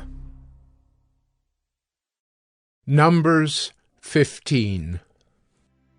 The Lord spoke to Moses, saying, Speak to the people of Israel and say to them, When you come into the land you are to inhabit, which I am giving you, and you offer to the Lord from the herd or from the flock a food offering or a burnt offering or a sacrifice to fulfill a vow or as a freewill offering or at your appointed feasts, to make a pleasing aroma to the Lord, then he who brings his offering shall offer to the Lord a grain offering of 1/10 of an ephah of fine flour mixed with 1/4 of a hin of oil. And you shall offer with the burnt offering or for the sacrifice 1/4 of a hin of wine for the drink offering for each lamb, or for a ram you shall offer for a grain offering 2/10 of an ephah of fine flour mixed with 1/3 of a hin of oil. And for the drink offering you shall offer 1/3 of a hin of wine, a pleasing aroma to the Lord. And when you offer a bull as a burnt offering or sacrifice to fulfill a vow, or for peace offerings to the Lord, then one shall offer with the bull a grain offering of 3/10 of an ephah of fine flour mixed with 1/2 a hin of oil. And you shall offer for the drink offering 1/2 a hin of wine as a food offering, a pleasing aroma to the Lord. Thus it shall be done for each bull or ram, or for each lamb or young goat. As many as you offer, so shall you do with each one as many as there are. Every native Israelite shall do these things in this way, in offering a food offering with a pleasing aroma to the Lord. And if a stranger is sojourning with you, or anyone is living permanently among you, and he wishes to offer a food offering with a pleasing aroma to the Lord, he shall do as you do. For the assembly there shall be one statute for you and for the stranger who sojourns with you, a statute forever throughout your generations. You and the sojourner shall be alike before the Lord. One law and one rule shall be for you and for the stranger who sojourns with you. The Lord spoke to Moses, saying, Speak to the people of Israel and say to them, When you come into the land to which I bring you, and when you eat of the bread of the land, you shall present a contribution to the Lord. Of the first of your dough you shall present a loaf as a contribution, like a contribution from the threshing floor. So shall you present it. Some of the first of your dough you shall give to the Lord as a contribution throughout your generations. But if you sin unintentionally and do not observe all these commandments that the Lord has spoken to Moses, all that the Lord has commanded you by Moses, from the day that the Lord gave commandment and onward throughout your generations, then if it was done unintentionally, without the knowledge of the congregation, all the congregation shall offer one bull from the herd for a burnt offering, a pleasing aroma to the Lord, with its grain offering and its drink offering, according to the rule, and one male goat for a sin offering. And the priest shall make atonement for all the congregation of the people of Israel, and they shall be forgiven because it was a mistake, and they have brought their offering, a food offering to the Lord, and their sin offering before the Lord for their mistake. And all the congregation of the people of Israel shall be forgiven, and the stranger who sojourns among them, because the whole population was involved in the mistake. If one person sins unintentionally, he shall offer a female goat, a year old, for a sin offering, and the priest shall make atonement before the Lord for the person who makes a mistake, when he sins unintentionally, to make atonement for him, and he shall be forgiven. You shall have one law for him who does anything unintentionally, for him who is native among the people of Israel, and for the stranger who sojourns among them. But the person who does anything with a high hand, whether he is native or a sojourner, reviles the Lord, and that person shall be cut off from among his people, because he has despised the word of the Lord and has broken his commandment. That person shall be utterly cut off. His iniquity shall be on him. While the people of Israel were in the wilderness, they found a man gathering sticks on the Sabbath day. And those who found him gathering sticks brought him to Moses and Aaron and to all the congregation. They put him in custody, because it had not been made clear what should be done to him. And the Lord said to Moses, The man shall be put to death. All the congregation shall stone him with stones outside the camp. And all the congregation brought him outside the camp and stoned him to death with stones, as the Lord commanded Moses. The Lord said to Moses, Speak to the people of Israel and tell them to make tassels on the corners of their garments throughout their generations, and to put a cord of blue on the tassel of each corner. And it shall be a tassel for you to look at, and remember all the commandments of the Lord to do them, not to follow after your own heart and your own eyes, which you are inclined to whore after. So you shall remember and do all my commandments, and be holy to your God. I am the Lord your God, who brought you out of the land of Egypt to be your God. I am the Lord your God.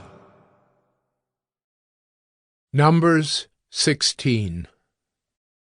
Now Korah, the son of Izhar, son of Kohath, son of Levi, and Dathan and Abiram, the sons of Eliab, and On, the son of Peleth, sons of Reuben, took men. And they rose up before Moses with a number of the people of Israel, 250 chiefs of the congregation, chosen from the assembly, well-known men.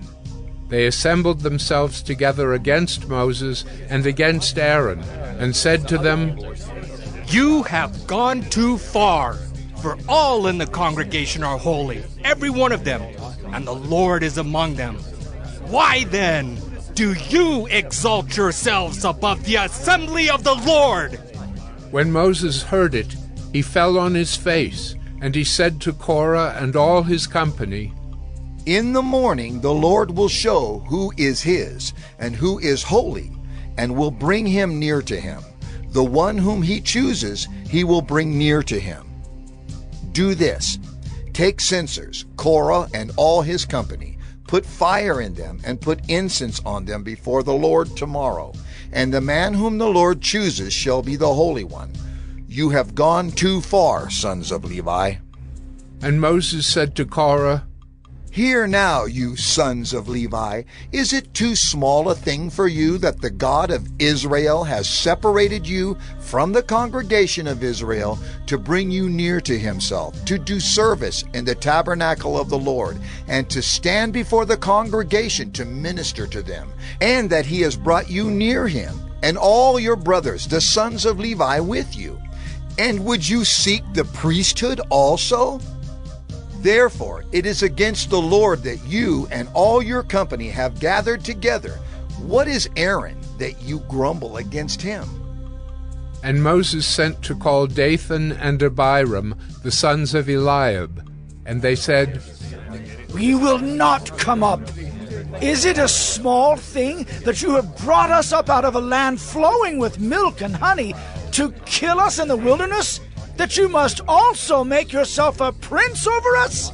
Moreover, you have not brought us into a land flowing with milk and honey, nor given us inheritance of fields and vineyards. Will you put out the eyes of these men?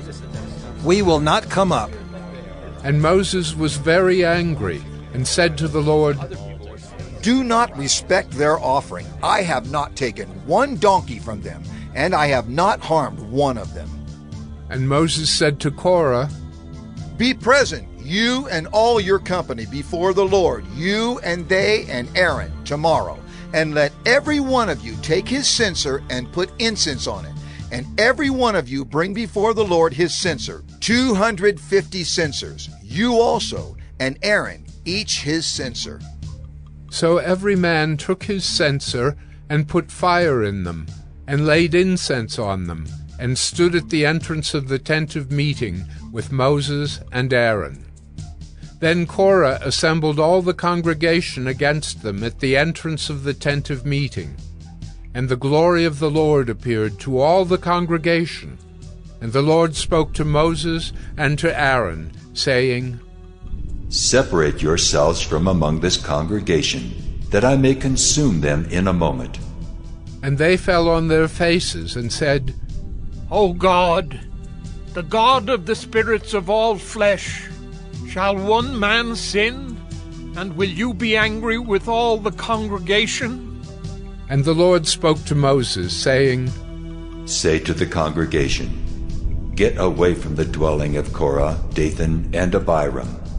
Then Moses rose and went to Dathan and Abiram, and the elders of Israel followed him. And he spoke to the congregation, saying, Depart, please, from the tents of these wicked men, and touch nothing of theirs, lest you be swept away with all their sins. So they got away from the dwelling of Korah, Dathan, and Abiram. And Dathan and Abiram came out and stood at the door of their tents, together with their wives, their sons, and their little ones.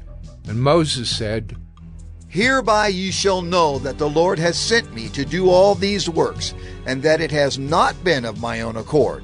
If these men die, as all men die, or if they are visited by the fate of all mankind, then the Lord has not sent me. But if the Lord creates something new, and the ground opens its mouth and swallows them up with all that belongs to them, and they go down alive into Sheol, then you shall know that these men have despised the Lord. And as soon as he had finished speaking all these words, the ground under them split apart, and the earth opened its mouth and swallowed them up, with their households and all the people who belonged to Korah and all their goods. So they and all that belonged to them went down alive into Sheol, and the earth closed over them, and they perished from the midst of the assembly. And all Israel who were around them fled at their cry, for they said, Lest the earth swallow us up! And fire came out from the Lord, and consumed the 250 men offering the incense. Then the Lord spoke to Moses, saying, Tell Eleazar the son of Aaron the priest to take up the censers out of the blaze. Then scatter the fire far and wide, for they have become holy. As for the censers of these men who have sinned at the cost of their lives, let them be made into hammered plates as a covering for the altar. For they offered them before the Lord, and they became holy. Thus they shall be a sign to the people of Israel. So Eleazar the priest took the bronze censers, which those who were burned had offered, and they were hammered out as a covering for the altar, to be a reminder to the people of Israel, so that no outsider who is not of the descendants of Aaron should draw near to burn incense before the Lord, lest he become like Korah and his company, as the Lord said to him through Moses. But on the next day all the congregation of the people of Israel grumbled against Moses and against Aaron, saying, You have killed the people of the Lord! And when the congregation had assembled against Moses and against Aaron, they turned toward the tent of meeting. And behold, the cloud covered it, and the glory of the Lord appeared. And Moses and Aaron came to the front of the tent of meeting. And the Lord spoke to Moses, saying, Get away from the midst of this congregation, that I may consume them in a moment. And they fell on their faces. And Moses said to Aaron, Take your censer and put fire on it from off the altar, and lay incense on it, and carry it quickly to the congregation, and make atonement for them, for wrath has gone out from the Lord. The plague has begun. So Aaron took it as Moses said, and ran into the midst of the assembly. And behold, the plague had already begun among the people. And he put on the incense and made atonement for the people. And he stood between the dead and the living, and the plague was stopped.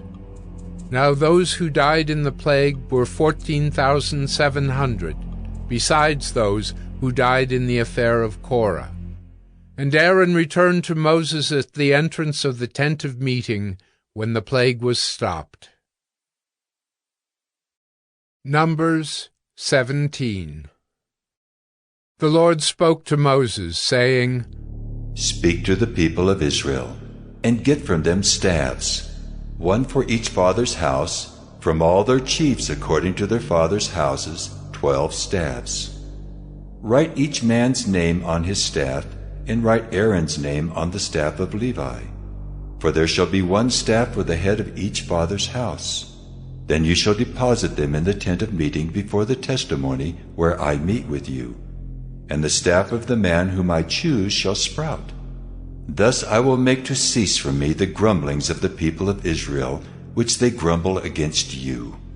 Moses spoke to the people of Israel, and all their chiefs gave him staffs, one for each chief, according to their fathers' houses, 12 staffs. And the staff of Aaron was among their staffs. And Moses deposited the staffs before the Lord in the tent of the testimony. On the next day Moses went into the tent of the testimony, and behold, the staff of Aaron for the house of Levi had sprouted, and put forth buds, and produced blossoms, and it bore ripe almonds. Then Moses brought out all the staffs from before the Lord to all the people of Israel. And they looked, and each man took his staff. And the Lord said to Moses, Put back the staff of Aaron before the testimony, to be kept as a sign for the rebels, that you may make an end of their grumblings against me, lest they die. Thus did Moses. As the Lord commanded him, so he did. And the people of Israel said to Moses, Behold, we perish! We are undone! We are all undone! Everyone who comes near to the tabernacle of the Lord shall die. Are we all to perish? Numbers 18. So the Lord said to Aaron, You and your sons and your father's house with you shall bear iniquity connected with the sanctuary, and you and your sons with you shall bear iniquity connected with your priesthood. And with you bring your brothers also, the tribe of Levi, the tribe of your father, that they may join you and minister to you while you and your sons with you are before the tent of the testimony. They shall keep guard over you and over the whole tent, but shall not come near to the vessels of the sanctuary or to the altar, lest they and you die.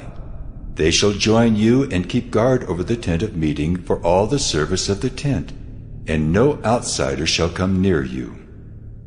And you shall keep guard over the sanctuary and over the altar, that there may never again be wrath on the people of Israel.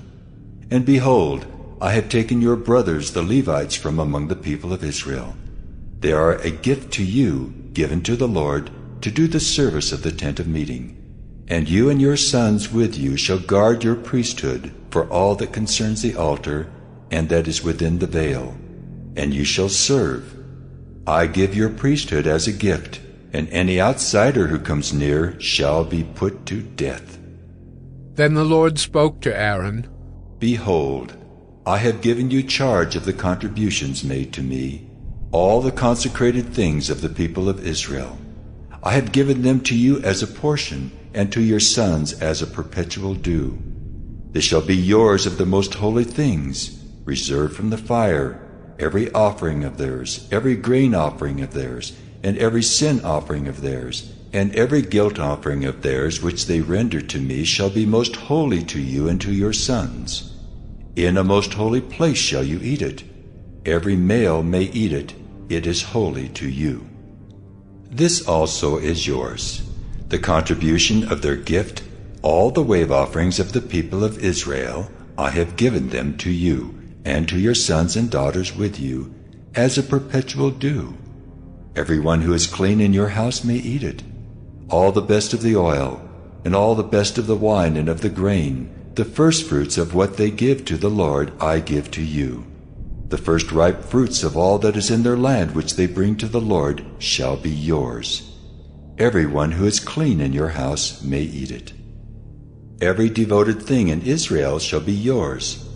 Everything that opens the womb of all flesh, whether man or beast, which they offer to the Lord, shall be yours. Nevertheless, the firstborn of man you shall redeem, and the firstborn of unclean animals you shall redeem. And their redemption price, at a month old you shall redeem them. You shall fix it 5 shekels in silver, according to the shekel of the sanctuary, which is 20 gerahs.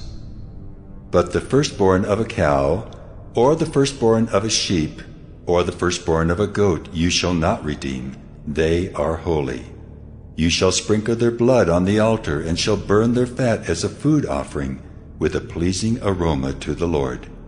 But their flesh shall be yours, as the breast that is waved, and as the right thigh are yours. All the holy contributions that the people of Israel present to the Lord, I give to you and to your sons and daughters with you as a perpetual due. It is a covenant of salt forever before the Lord for you and for your offspring with you. And the Lord said to Aaron, You shall have no inheritance in their land, neither shall you have any portion among them. I am your portion and your inheritance among the people of Israel. To the Levites I have given every tithe in Israel for an inheritance, in return for their service that they do, their service in the tent of meeting. So that the people of Israel do not come near the tent of meeting, lest they bear sin and die.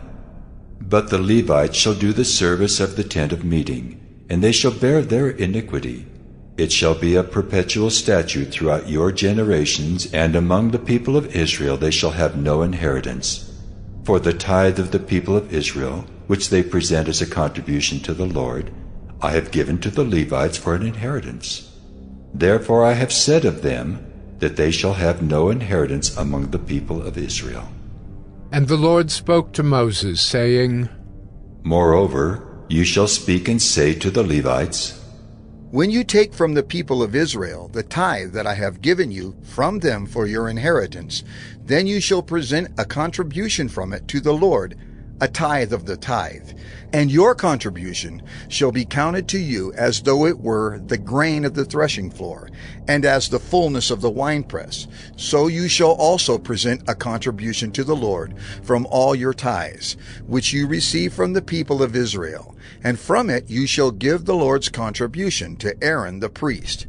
Out of all the gifts to you, you shall present every contribution due to the Lord. From each its best part is to be dedicated.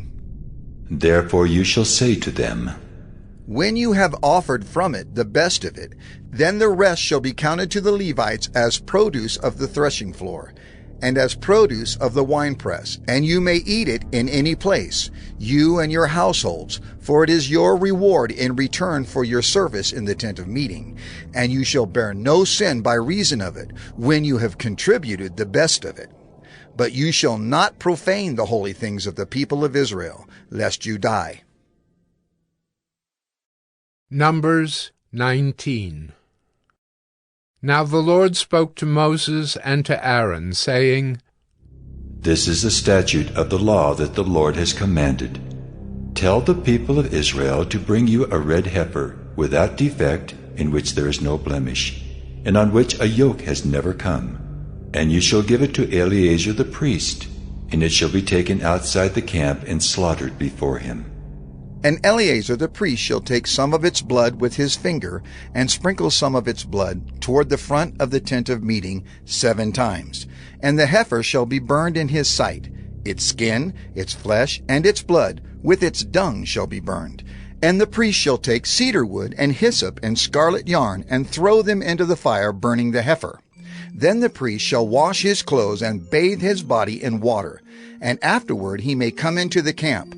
But the priest shall be unclean until evening. The one who burns the heifer shall wash his clothes in water, and bathe his body in water, and shall be unclean until evening.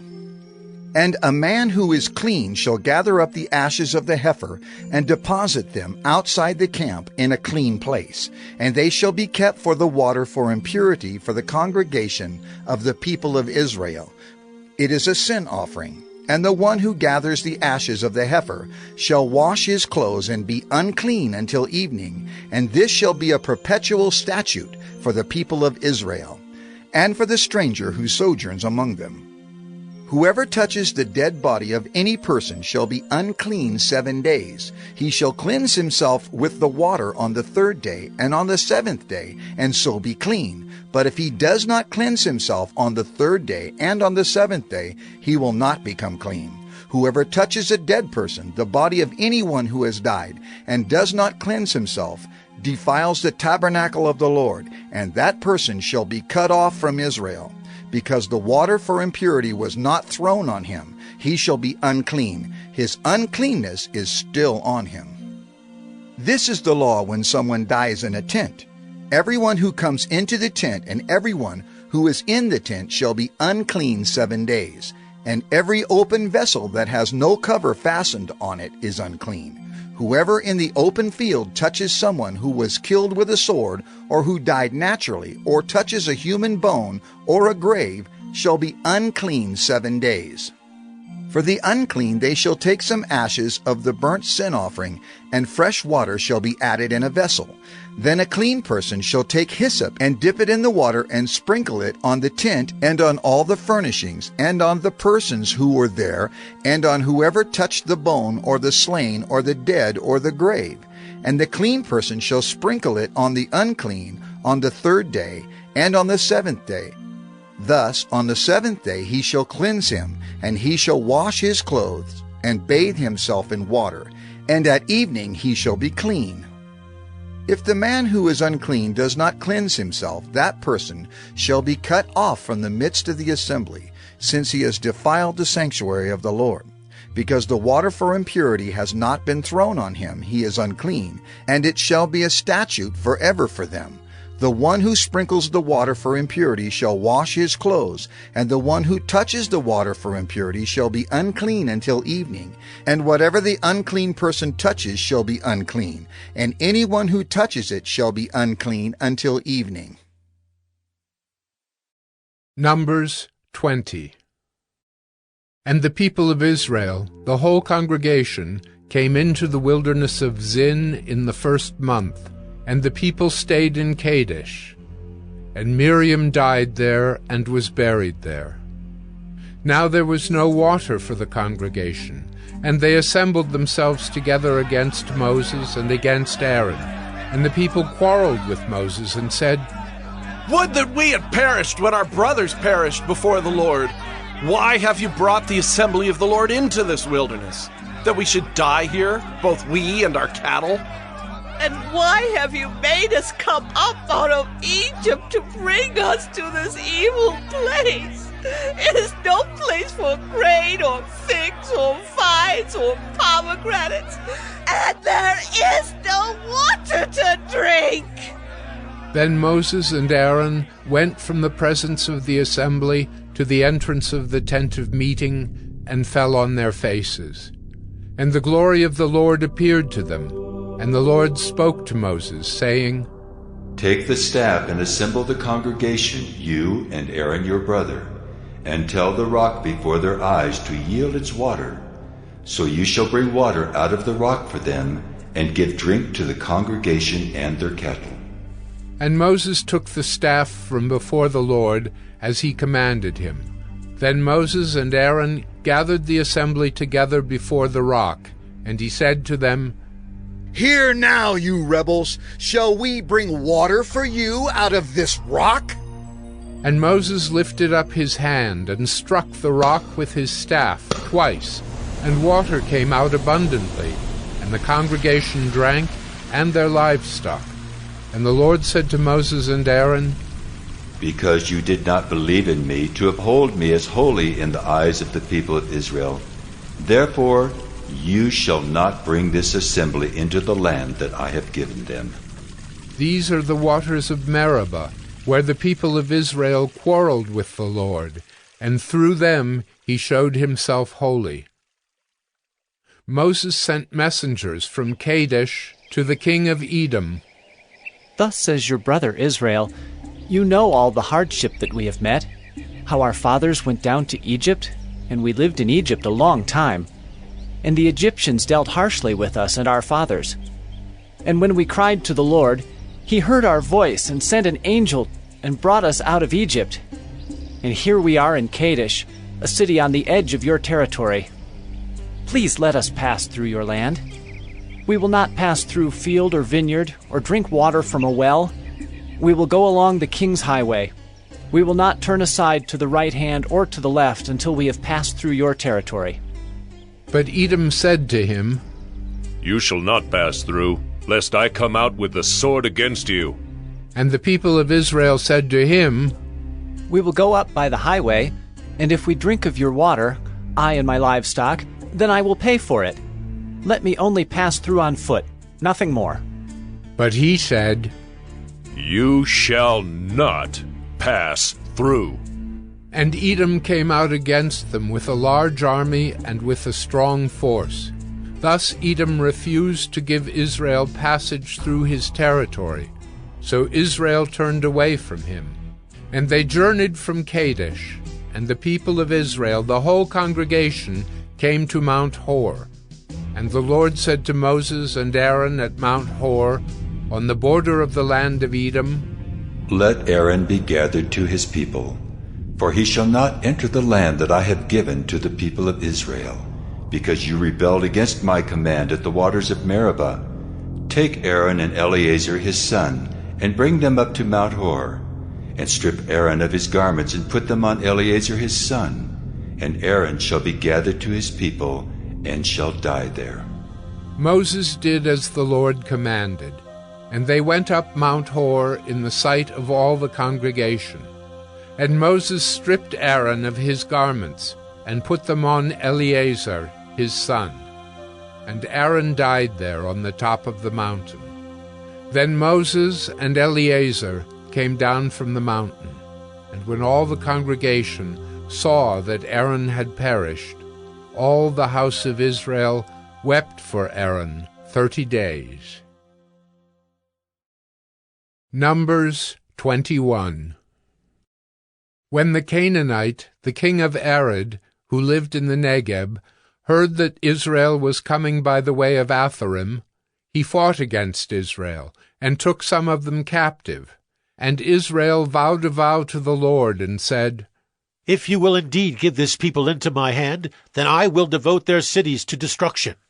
And the Lord heeded the voice of Israel, and gave over the Canaanites, and they devoted them and their cities to destruction. So the name of the place was called Hormah. From Mount Hor they set out by the way to the Red Sea, to go around the land of Edom. And the people became impatient on the way, and the people spoke against God and against Moses. "Why have you brought us up out of Egypt to die in the wilderness? For there is no food and no water, and we loathe this worthless food." Then the Lord sent fiery serpents among the people, and they bit the people, so that many people of Israel died. And the people came to Moses and said, "We have sinned, for we have spoken against the Lord and against you. Pray to the Lord that he take away the serpents from us." So Moses prayed for the people, and the Lord said to Moses, "Make a fiery serpent and set it on a pole, and everyone who is bitten when he sees it shall live."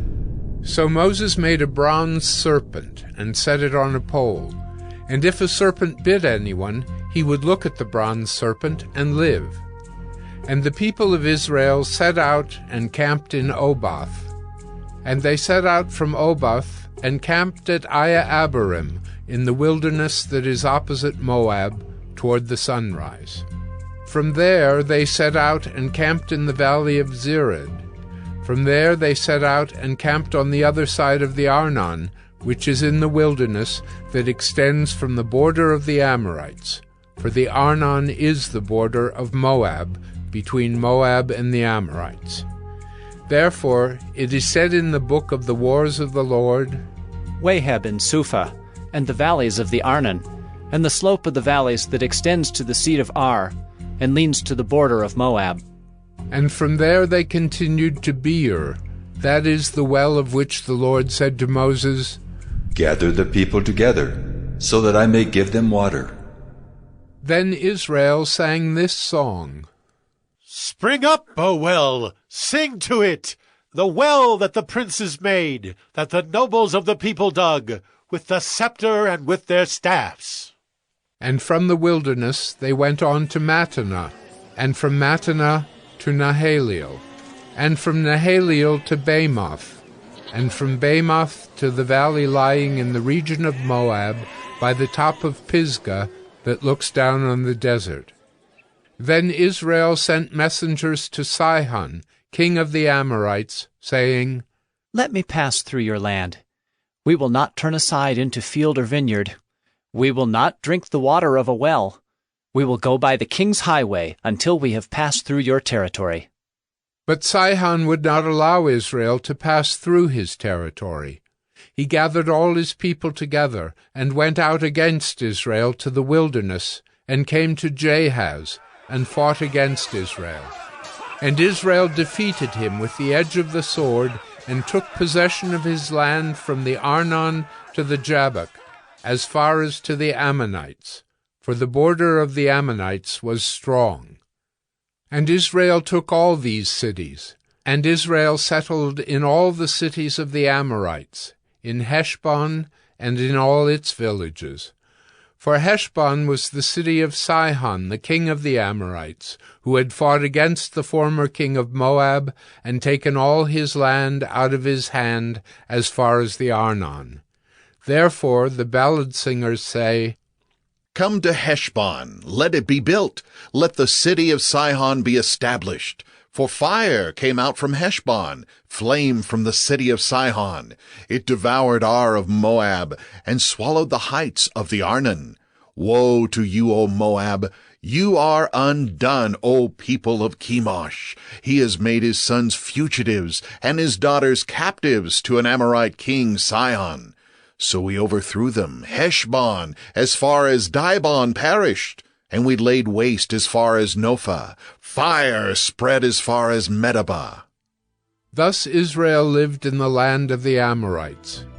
And Moses sent to spy out Jazer, and they captured its villages and dispossessed the Amorites who were there. Then they turned and went up by the way to Bashan.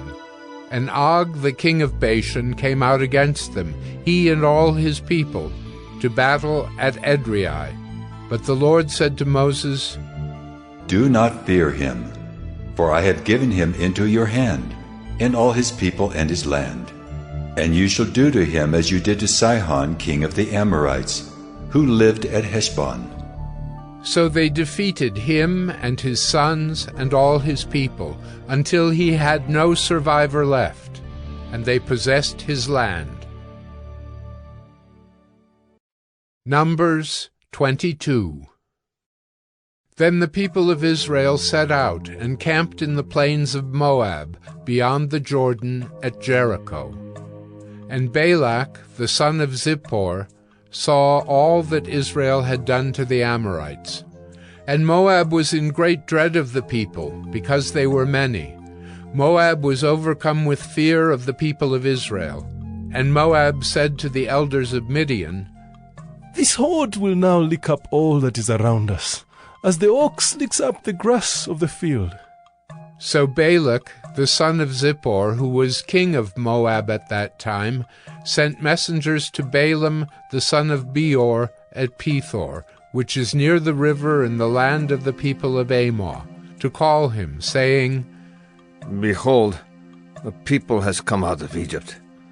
They cover the face of the earth, and they are dwelling opposite to me. Come now, curse this people for me, since they are too mighty for me. Perhaps I shall be able to defeat them and drive them from the land, for I know that he whom you bless is blessed, and he whom you curse is cursed." So the elders of Moab and the elders of Midian departed with the fees for divination in their hand. And they came to Balaam and gave him Balak's message. And he said to them, "Lodge here tonight, and I will bring back word to you, as the Lord speaks to me." So the princes of Moab stayed with Balaam. And God came to Balaam and said, "Who are these men with you?" And Balaam said to God, "Balak, the son of Zippor, king of Moab, has sent to me, saying, Behold, a people has come out of Egypt, and it covers the face of the earth. Now come, curse them for me. Perhaps I shall be able to fight against them and drive them out." God said to Balaam, "You shall not go with them. You shall not curse the people, for they are blessed." So Balaam rose in the morning and said to the princes of Balak, "Go to your own land, for the Lord has refused to let me go with you." So the princes of Moab rose and went to Balak and said, Balaam refuses to come with us. Once again Balak sent princes, more in number and more honorable than these. And they came to Balaam and said to him, Thus says Balak, the son of Zippor, Let nothing hinder you from coming to me, for I will surely do you great honor, and whatever you say to me I will do. Come, curse this people for me. But Balaam answered and said to the servants of Balak, Though Balak were to give me his house full of silver and gold, I could not go beyond the command of the Lord my God, to do less or more. So you too, please stay here tonight, that I may know what more the Lord will say to me. And God came to Balaam at night and said to him, If the men have come to call you, rise, go with them, but only do what I tell you. So Balaam rose in the morning and saddled his donkey and went with the princes of Moab. But God's anger was kindled because he went, and the angel of the Lord took his stand in the way as his adversary. Now he was riding on the donkey, and his 2 servants were with him. And the donkey saw the angel of the Lord standing in the road with a drawn sword in his hand. And the donkey turned aside out of the road and went into the field. And Balaam struck the donkey to turn her into the road. Then the angel of the Lord stood in a narrow path between the vineyards, with a wall on either side. And when the donkey saw the angel of the Lord, she pushed against the wall, and pressed Balaam's foot against the wall. So he struck her again. Then the angel of the Lord went ahead and stood in a narrow place, where there was no way to turn either to the right or to the left. When the donkey saw the angel of the Lord, she lay down under Balaam, and Balaam's anger was kindled, and he struck the donkey with his staff. Then the Lord opened the mouth of the donkey, and she said to Balaam, What have I done to you, that you have struck me these 3 times? And Balaam said to the donkey, Because you have made a fool of me, I wish I had a sword in my hand, for then I would kill you. And the donkey said to Balaam, Am I not your donkey, on which you have ridden all your life long to this day? Is it my habit to treat you this way? And he said, No. Then the Lord opened the eyes of Balaam, and he saw the angel of the Lord standing in the way, with his drawn sword in his hand. And he bowed down and fell on his face. And the angel of the Lord said to him, Why have you struck your donkey these 3 times? Behold, I have come out to oppose you, because your way is perverse before me. The donkey saw me and turned aside before me these 3 times. If she had not turned aside from me, surely just now I would have killed you and let her live. Then Balaam said to the angel of the Lord, I have sinned, for I did not know that you stood in the road against me. Now therefore, if it is evil in your sight, I will turn back. And the angel of the Lord said to Balaam, Go with the men, but speak only the word that I tell you. So Balaam went on with the princes of Balak. When Balak heard that Balaam had come, he went out to meet him at the city of Moab, on the border formed by the Arnon, at the extremity of the border. And Balak said to Balaam, Did I not send to you to call you? Why did you not come to me? Am I not able to honor you? Balaam said to Balak, Behold, I have come to you. Have I now any power of my own to speak anything? The word that God puts in my mouth, that must I speak. Then Balaam went with Balak, and they came to Kiriath-Huzoth. And Balak sacrificed oxen and sheep, and sent for Balaam and for the princes who were with him. And in the morning Balak took Balaam, and brought him up to Bamoth Baal, and from there he saw a fraction of the people. Numbers 23. And Balaam said to Balak, Build for me here 7 altars, and prepare for me here 7 bulls and 7 rams.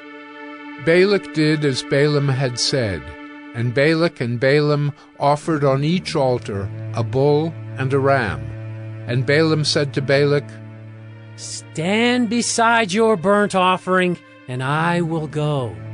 Perhaps the Lord will come to meet me, and whatever he shows me, I will tell you.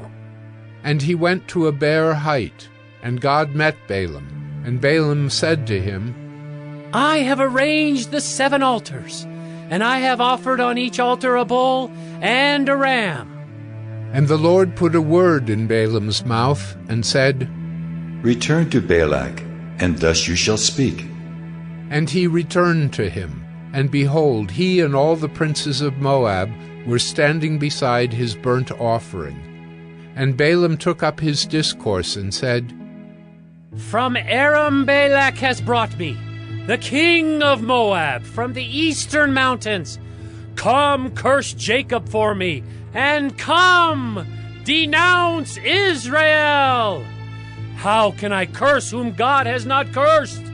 How can I denounce whom the Lord has not denounced? For from the top of the crags I see him, from the hills I behold him. Behold, a people dwelling alone, and not counting itself among the nations. Who can count the dust of Jacob, or number the 4th part of Israel? Let me die the death of the upright, and let my end be like his. And Balak said to Balaam, What have you done to me? I took you to curse my enemies, and behold, you have done nothing but bless them. And he answered and said, Must I not take care to speak what the Lord puts in my mouth? And Balak said to him, Please come with me to another place, from which you may see them. You shall see only a fraction of them, and shall not see them all. Then curse them for me from there. And he took him to the field of Zophim, to the top of Pisgah, and built 7 altars, and offered a bull and a ram on each altar. Balaam said to Balak, Stand here beside your burnt offering, while I meet the Lord over there. And the Lord met Balaam and put a word in his mouth, and said, Return to Balak, and thus shall you speak. And he came to him, and behold, he was standing beside his burnt offering, and the princes of Moab with him. And Balak said to him, What has the Lord spoken? And Balaam took up his discourse and said, Rise, Balak, and hear. Give ear to me, O son of Zippor. God is not man, that he should lie, or a son of man, that he should change his mind. Has he said, and will he not do it? Or has he spoken, and will he not fulfill it? Behold, I received a command to bless. He has blessed, and I cannot revoke it. He has not beheld misfortune in Jacob, nor has he seen trouble in Israel. The Lord their God is with them, and the shout of a king is among them. God brings them out of Egypt, and is for them like the horns of the wild ox. For there is no enchantment against Jacob, no divination against Israel. Now it shall be said of Jacob and Israel, What has God wrought? Behold, a people! As a lioness it rises up, and as a lion it lifts itself. It does not lie down until it has devoured the prey and drunk the blood of the slain. And Balak said to Balaam, Do not curse them at all, and do not bless them at all. But Balaam answered Balak, Did I not tell you? All that the Lord says, that I must do. And Balak said to Balaam, Come now, I will take you to another place. Perhaps it will please God that you may curse them for me from there. So Balak took Balaam to the top of Peor, which overlooks the desert. And Balaam said to Balak, Build for me here 7 altars, and prepare for me here 7 bulls and 7 rams. And Balak did as Balaam had said, and offered a bull and a ram on each altar. Numbers 24. When Balaam saw that it pleased the Lord to bless Israel, he did not go, as at other times, to look for omens, but set his face toward the wilderness. And Balaam lifted up his eyes, and saw Israel camping, tribe by tribe. And the Spirit of God came upon him, and he took up his discourse and said, The oracle of Balaam, the son of Beor, the oracle of the man whose eye is opened, the oracle of him who hears the words of God, who sees the vision of the Almighty, falling down with his eyes uncovered. How lovely are your tents, O Jacob, your encampments, O Israel! Like palm groves that stretch afar, like gardens beside a river, like aloes that the Lord has planted, like cedar trees beside the waters. Water shall flow from his buckets, and his seed shall be in many waters. His king shall be higher than Agag, and his kingdom shall be exalted. God brings him out of Egypt, and is for him like the horns of the wild ox. He shall eat up the nations, his adversaries, and shall break their bones in pieces, and pierce them through with his arrows. He crouched, he lay down like a lion, and like a lioness. Who will rouse him up? Blessed are those who bless you, and cursed are those who curse you. And Balak's anger was kindled against Balaam, and he struck his hands together.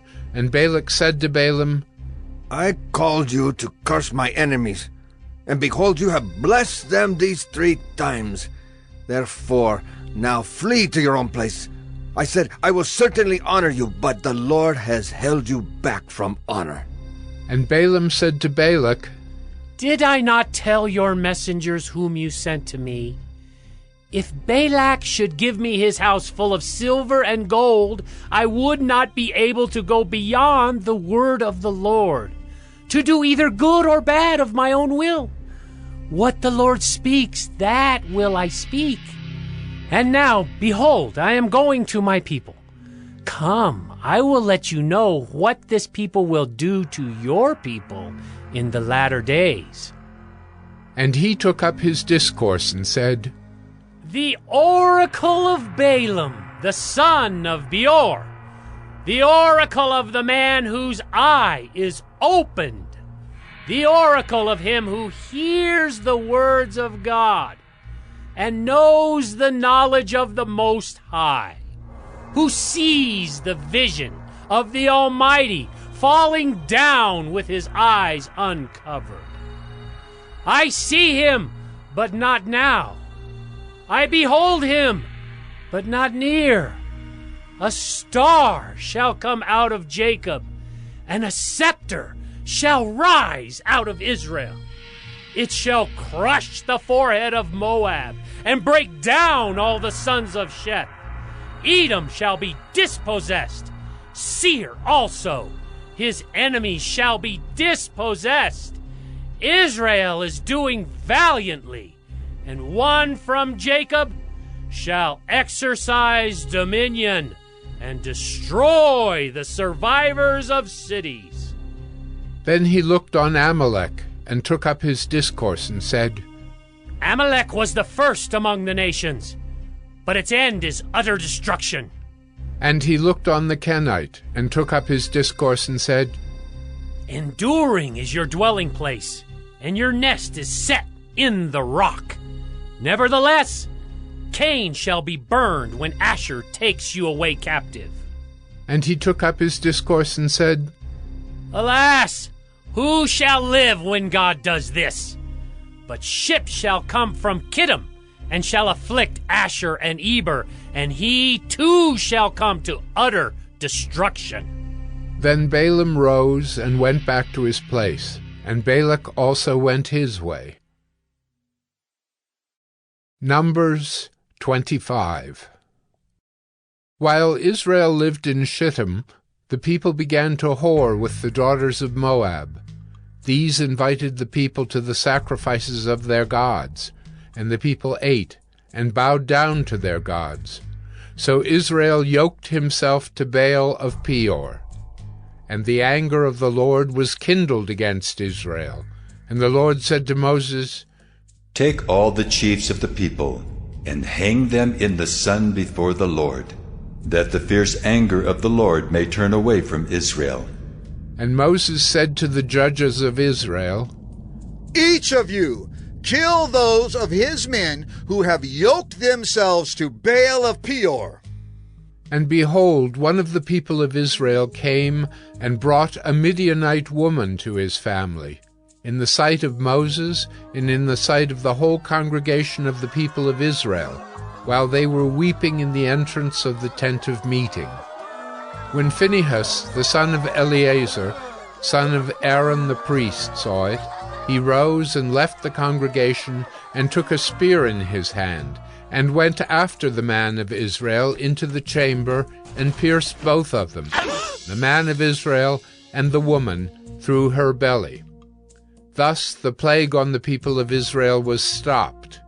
Nevertheless, those who died by the plague were 24,000. And the Lord said to Moses, Phinehas, the son of Eleazar, son of Aaron the priest, has turned back my wrath from the people of Israel, in that he was jealous with my jealousy among them, so that I did not consume the people of Israel in my jealousy. Therefore say, Behold, I give to him my covenant of peace, and it shall be to him and to his descendants after him the covenant of a perpetual priesthood, because he was jealous for his God, and made atonement for the people of Israel. The name of the slain man of Israel, who was killed with the Midianite woman, was Zimri, the son of Salu, chief of a father's house belonging to the Simeonites. And the name of the Midianite woman who was killed was Cosbi, the daughter of Zur, who was the tribal head of a father's house in Midian. And the Lord spoke to Moses, saying, Harass the Midianites, and strike them down, for they have harassed you with their wiles, with which they beguiled you in the matter of Peor, and in the matter of Cosbi, the daughter of the chief of Midian, their sister who was killed on the day of the plague on account of Peor. Numbers 26. After the plague, the Lord said to Moses and to Eleazar the son of Aaron the priest, Take a census of all the congregation of the people of Israel, from 20 years old and upward by their fathers' houses, all in Israel who are able to go to war. And Moses and Eleazar the priest spoke with them in the plains of Moab, by the Jordan at Jericho, saying, Take a census of the people from 20 years old and upward. As the Lord commanded Moses. The people of Israel who came out of the land of Egypt were Reuben, the firstborn of Israel. The sons of Reuben, of Hanok, the clan of the Hanokites, of Palu, the clan of the Paluites, of Hezron, the clan of the Hezronites, of Carmi, the clan of the Carmites. These are the clans of the Reubenites, and those listed were 43,730. And the sons of Palu, Eliab. The sons of Eliab, Nemuel, Dathan, and Abiram. These are the Dathan and Abiram, chosen from the congregation, who contended against Moses and Aaron in the company of Korah, when they contended against the Lord, and the earth opened its mouth and swallowed them up together with Korah, when that company died, when the fire devoured 250 men, and they became a warning. But the sons of Korah did not die. The sons of Simeon according to their clans. Of Nemuel, the clan of the Nemulites. Of Jamin, the clan of the Jaminites. Of Jachin, the clan of the Jachinites. Of Zerah, the clan of the Zerahites. Of Shaul, the clan of the Shaulites. These are the clans of the Simeonites, 22,200. The sons of Gad, according to their clans. Of Zephon, the clan of the Zephonites. Of Haggi, the clan of the Haggites. Of Shunai, the clan of the Shunites. Of Ozni, the clan of the Oznites. Of Eri, the clan of the Erites. Of Arod, the clan of the Arodites. Of Areli, the clan of the Arelites. These are the clans of the sons of Gad as they were listed, 40,500. The sons of Judah were and Onan, and and Onan died in the land of Canaan. And the sons of Judah, according to their clans, were of Shelah, the clan of the Shelonites. Of Perez, the clan of the Perizzites. Of Zerah, the clan of the Zerahites. And the sons of Perez were of Hezron, the clan of the Hezronites. Of Hamel, the clan of the Hamelites. These are the clans of Judah as they were listed, 76,500. The sons of Issachar, according to their clans. Of Tola, the clan of the Tolaites. Of Puvah, the clan of the Punites. Of Jashub, the clan of the Jashubites. Of Shimron, the clan of the Shimronites. These are the clans of Issachar as they were listed, 64,300. The sons of Zebulun, according to their clans. Of Sered, the clan of the Seredites. Of Elon, the clan of the Elonites. Of Jaleel, the clan of the Jaleelites. These are the clans of the Zebulunites as they were listed, 60,500. The sons of Joseph, according to their clans. Manasseh and Ephraim. The sons of Manasseh. Of Machir, the clan of the Machirites. And Machir was the father of Gilead. Of Gilead, the clan of the Gileadites. These are the sons of Gilead. Of Iezer, the clan of the Iezerites. Of Helek, the clan of the Helekites. And of Asriel, the clan of the Asrielites. And of Shechem, the clan of the Shechemites. And of Shemida, the clan of the Shemidaites. And of Hepher, the clan of the Hepherites. Now Zelophehad the son of Hepher had no sons, but daughters. And the names of the daughters of Zelophehad were Mahlah, Noah, Hoglah, Milcah, and Tirzah. These are the clans of Manasseh, and those listed were 52,700. These are the sons of Ephraim, according to their clans. Of Shuthelah, the clan of the Shuthelahites. Of Becher, the clan of the Becherites. Of Tahan, the clan of the Tahanites. And these are the sons of Shuthelah. Of Iran, the clan of the Iranites. These are the clans of the sons of Ephraim, as they were listed, 32,500. These are the sons of Joseph, according to their clans. The sons of Benjamin, according to their clans. Of Bela, the clan of the Belaites. Of Ashbel, the clan of the Ashbelites. Of Ahiram, the clan of the Ahiramites. Of Shephupham, the clan of the Shephuphamites. Of Hupham, the clan of the Huphamites. And the sons of Bela were Ard and Naaman. Of Ard, the clan of the Ardites. Of Naaman, the clan of the Naamites. These are the sons of Benjamin according to their clans, and those listed were 45,600. These are the sons of Dan according to their clans. Of Shuham, the clan of the Shuhamites. These are the clans of Dan according to their clans. All the clans of the Shuhamites, as they were listed, were 64,400. The sons of Asher according to their clans. Of Imnah, the clan of the Imnites. Of Ishvi, the clan of the Ishvites. Of Beriah, the clan of the Beriites. Of the sons of Beriah. Of Heber, the clan of the Heberites. Of Malchiel, the clan of the Malchielites. And the name of the daughter of Asher was Serah. These are the clans of the sons of Asher as they were listed, 53,400. The sons of Naphtali according to their clans. Of Jaziel, the clan of the Jazielites. Of Guni, the clan of the Gunites. Of Jezer, the clan of the Jezerites. Of Shillem, the clan of the Shillemites.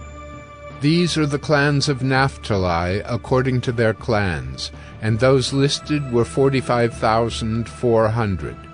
This was the list of the people of Israel, 601,730.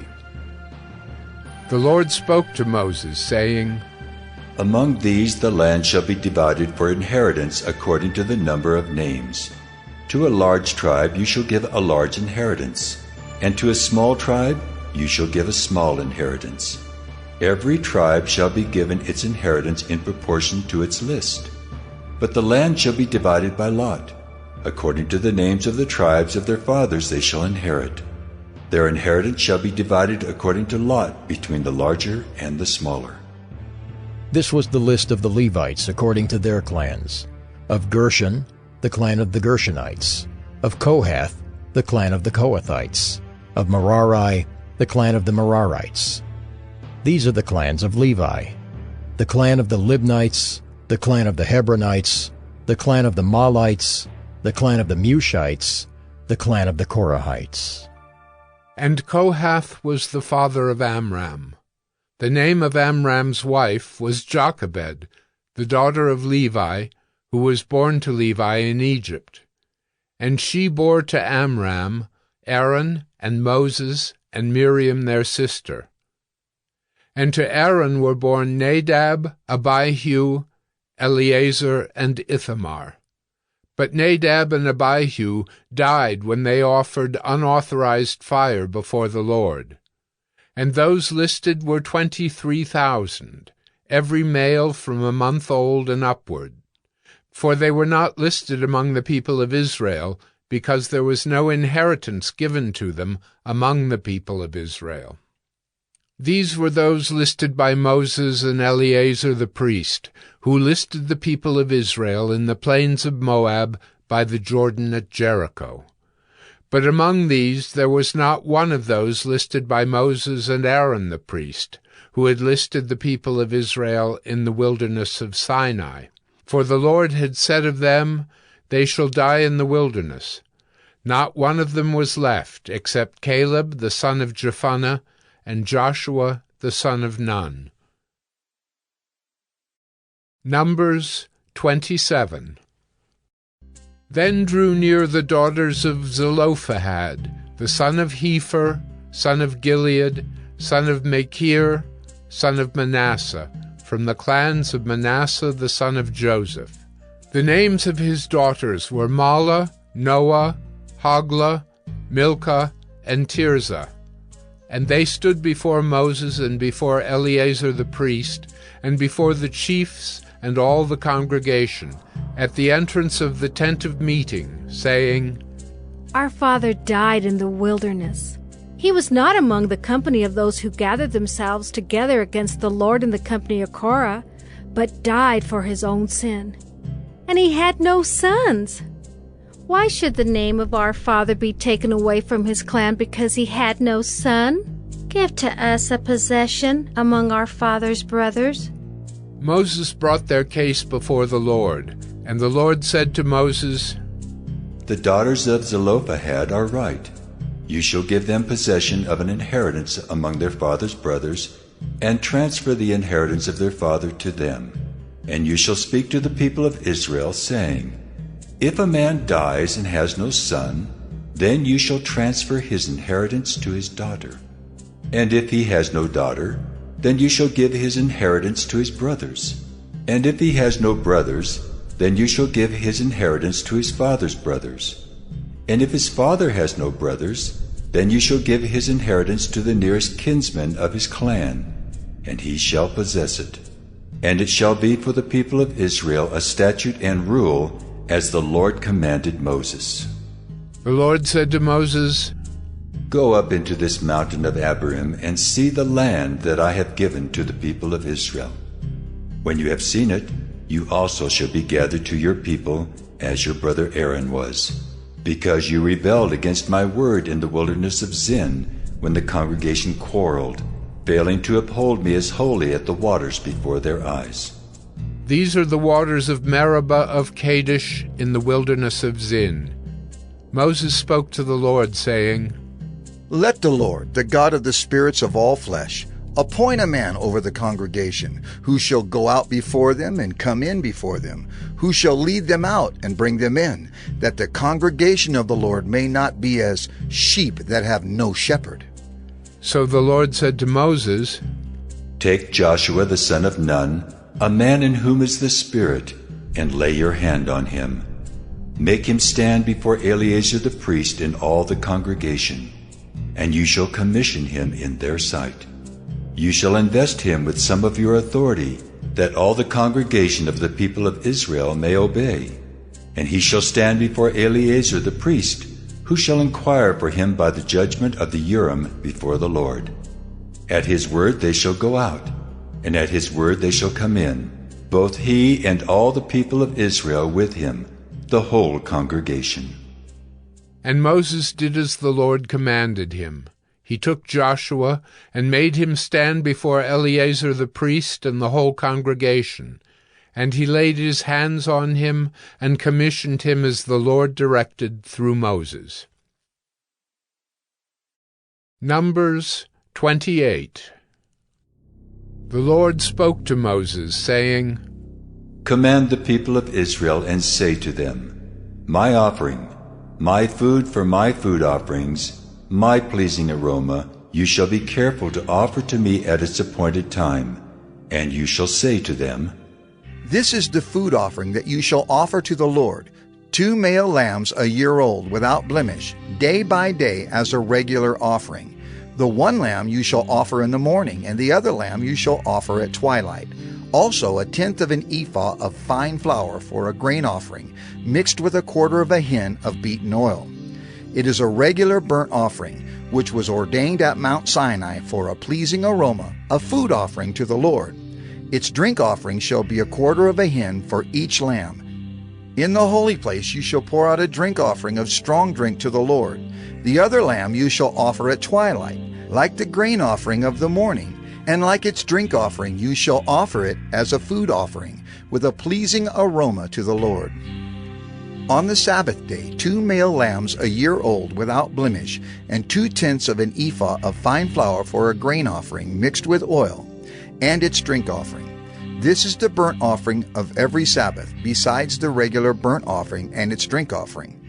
At the beginnings of your months you shall offer a burnt offering to the Lord, 2 bulls from the herd, 1 ram, 7 male lambs a year old without blemish.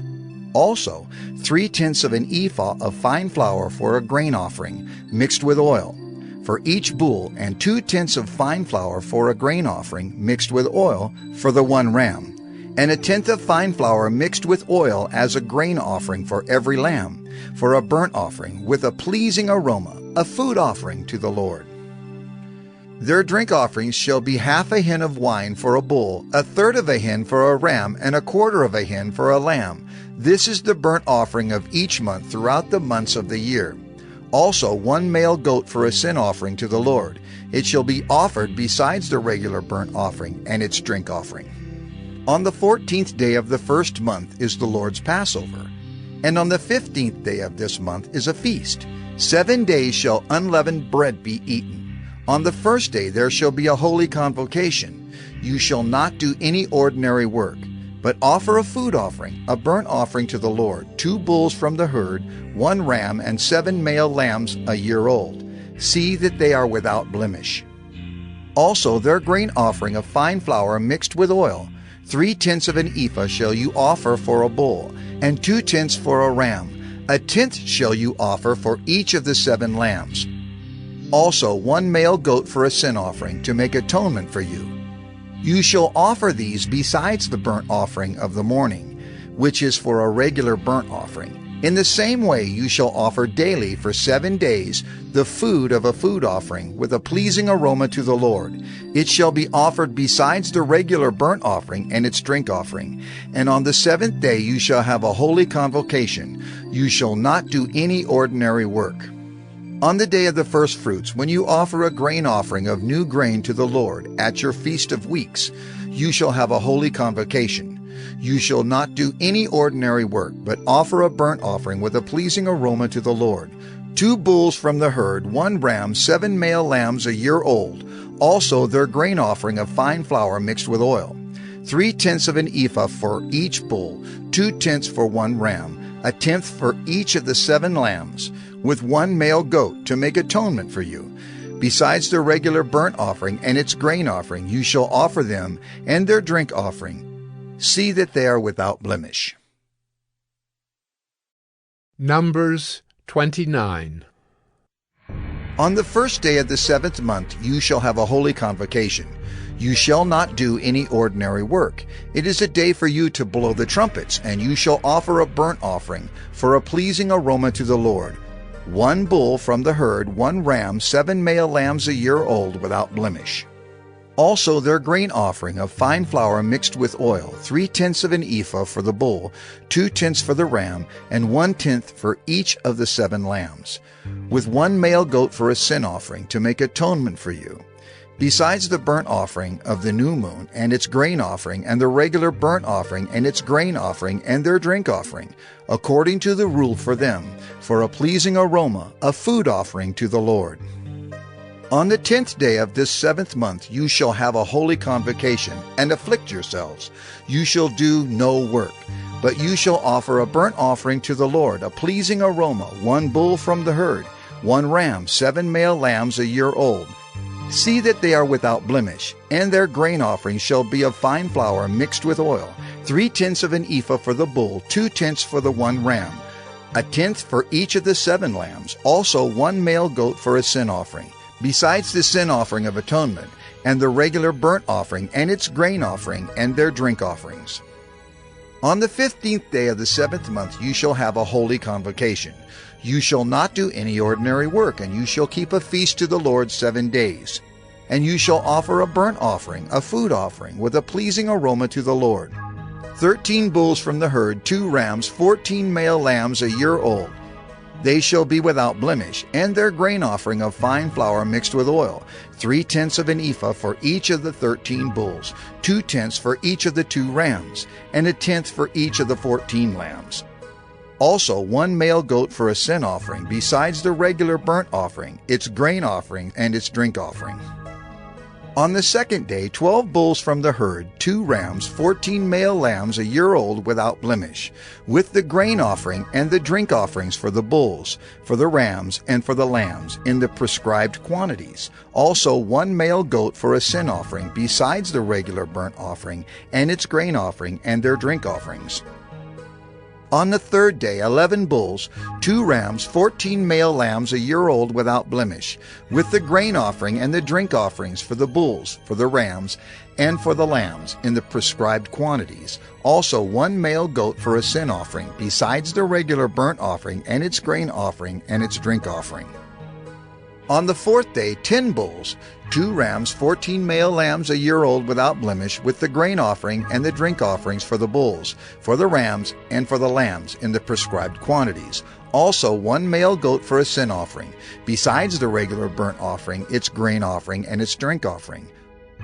On the 5th day 9 bulls, 2 rams, 14 male lambs a year old without blemish, with the grain offering and the drink offerings for the bulls, for the rams, and for the lambs, in the prescribed quantities. Also 1 male goat for a sin offering, besides the regular burnt offering, and its grain offering, and its drink offering. On the 6th day 8 bulls, 2 rams, 14 male lambs a year old without blemish, with the grain offering and the drink offerings for the bulls, for the rams, and for the lambs, in the prescribed quantities. Also 1 male goat for a sin offering, besides the regular burnt offering, its grain offering, and its drink offerings. On the 7th day 7 bulls, 2 rams, 14 male lambs a year old without blemish, with the grain offering and the drink offerings for the bulls, for the rams, and for the lambs, in the prescribed quantities. Also 1 male goat for a sin offering, besides the regular burnt offering, its grain offering, and its drink offering. On the 8th day you shall have a solemn assembly. You shall not do any ordinary work, but you shall offer a burnt offering, a food offering with a pleasing aroma to the Lord, 1 bull, 1 ram, 7 male lambs a year old without blemish, and the grain offering and the drink offerings for the bull, for the ram, and for the lambs in the prescribed quantities. Also 1 male goat for a sin offering, besides the regular burnt offering, and its grain offering, and its drink offering. These you shall offer to the Lord at your appointed feast, in addition to your vow offerings and your free will offerings, for your burnt offerings, and for your grain offerings, and for your drink offerings, and for your peace offerings. So Moses told the people of Israel everything, just as the Lord had commanded Moses. Numbers 30. Moses spoke to the heads of the tribes of the people of Israel, saying, This is what the Lord has commanded. If a man vows a vow to the Lord, or swears an oath to bind himself by a pledge, he shall not break his word. He shall do according to all that proceeds out of his mouth.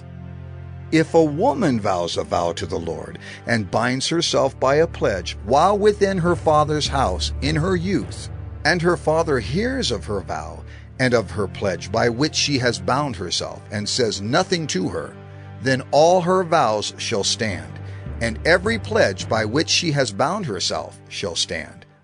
But if her father opposes her on the day that he hears of it, no vow of hers, no pledge by which she has bound herself shall stand, and the Lord will forgive her, because her father opposed her.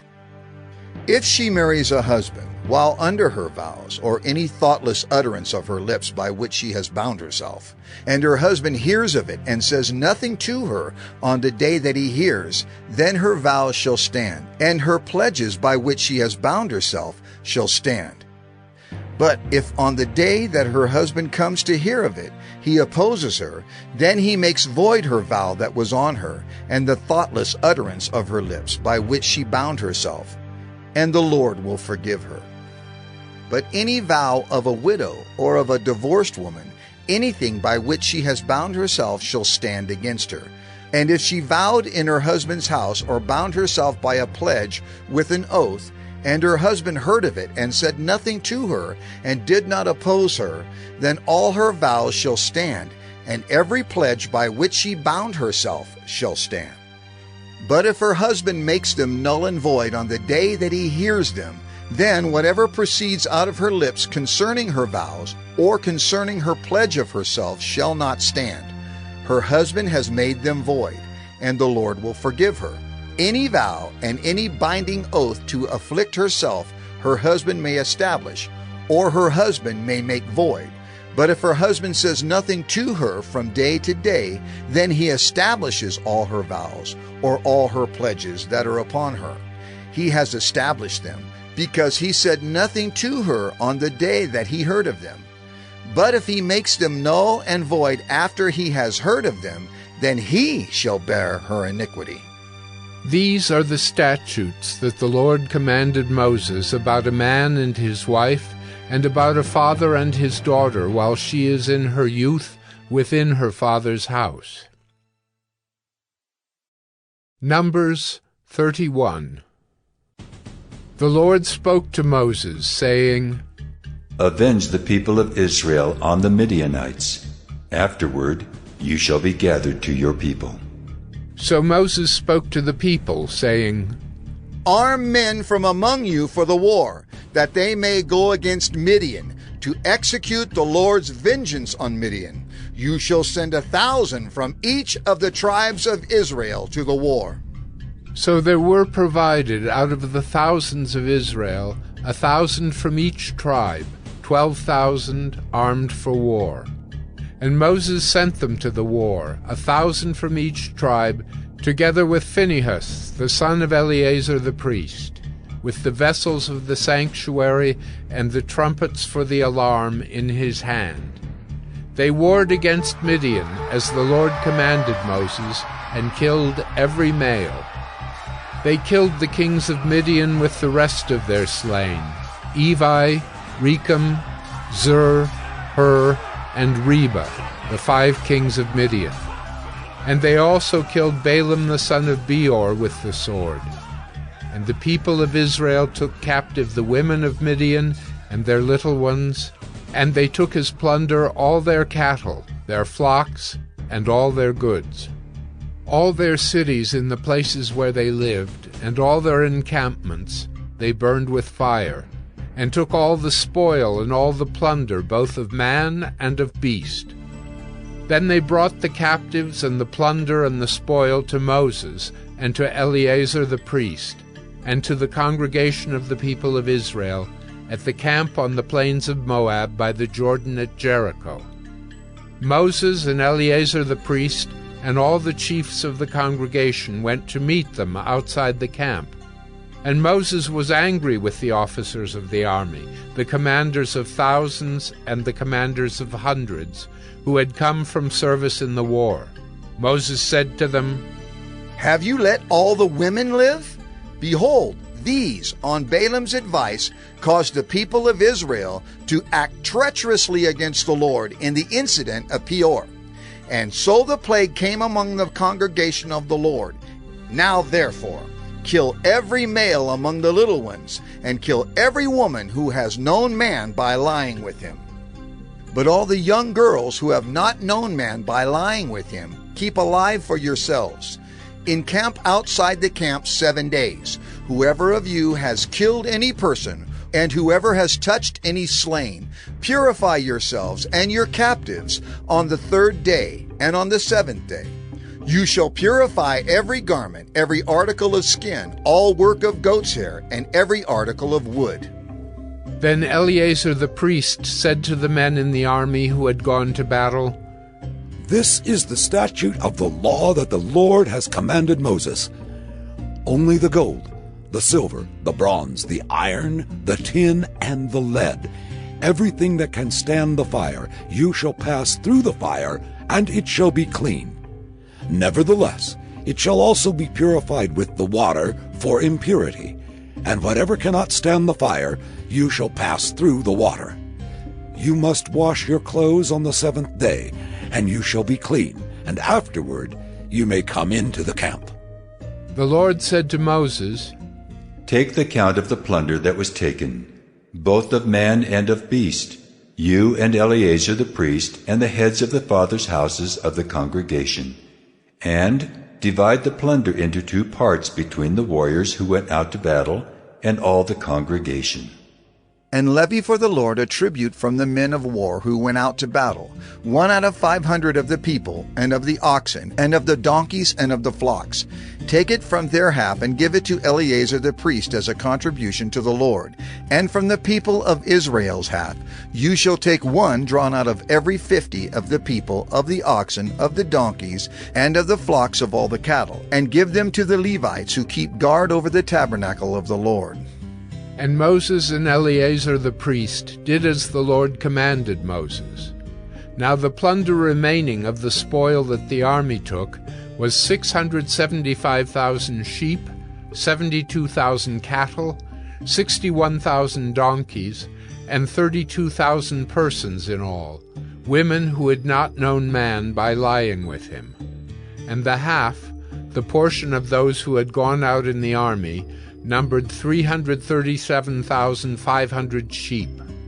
And the Lord's tribute of sheep was 675. The cattle were 36,000, of which the Lord's tribute was 72. The donkeys were 30,500, of which the Lord's tribute was 61. The persons were 16,000, of which the Lord's tribute was 32 persons. And Moses gave the tribute, which was the contribution for the Lord, to Eleazar the priest, as the Lord commanded Moses. From the people of Israel's half, which Moses separated from that of the men who had served in the army, now the congregation's half was 337,500 sheep, 36,000 cattle, and 30,500 donkeys, and 16,000 persons, From the people of Israel's half, Moses took one of every 50, both of persons and of beasts, and gave them to the Levites, who kept guard over the tabernacle of the Lord, as the Lord commanded Moses.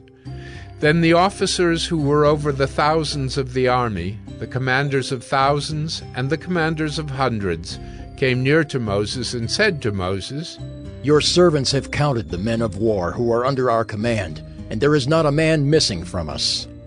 And we have brought the Lord's offering, what each man found, articles of gold, armlets and bracelets, signet rings, earrings, and beads, to make atonement for ourselves before the Lord.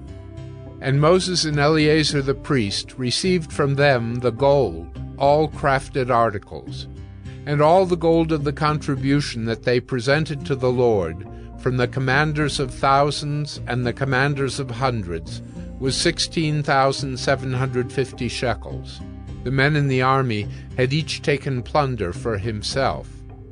And Moses and Eleazar the priest received the gold from the commanders of thousands and of hundreds, and brought it into the tent of meeting, as a memorial for the people of Israel before the Lord. Numbers 32. Now the people of Reuben and the people of Gad had a very great number of livestock, and they saw the land of Jazer and the land of Gilead, and behold, the place was a place for livestock.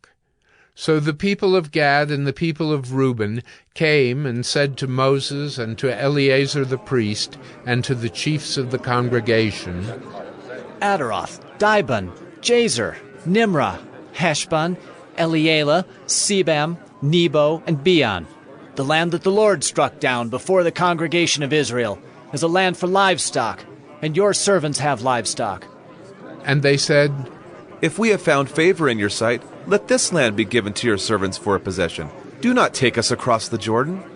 But Moses said to the people of Gad and to the people of Reuben, Shall your brothers go to the war while you sit here? Why will you discourage the heart of the people of Israel from going over into the land that the Lord has given them? Your fathers did this when I sent them from Kadesh Barnea to see the land. For when they went up to the valley of Eshcol and saw the land, they discouraged the heart of the people of Israel from going into the land that the Lord had given them. And the Lord's anger was kindled on that day, and he swore, saying, Surely none of the men who came up out of Egypt from 20 years old and upward shall see the land that I swore to give to Abraham, to Isaac, and to Jacob, because they have not wholly followed me, none except Caleb, the son of Jephunneh, the Kenizzite, and Joshua, the son of Nun, for they have wholly followed the Lord. And the Lord's anger was kindled against Israel, and he made them wander in the wilderness 40 years, until all the generation that had done evil in the sight of the Lord was gone. And behold, you have risen in your father's place, a brood of sinful men, to increase still more the fierce anger of the Lord against Israel. For if you turn away from following him, he will again abandon them in the wilderness, and you will destroy all this people. Then they came near to him and said, We will build sheepfolds here for our livestock, and cities for our little ones.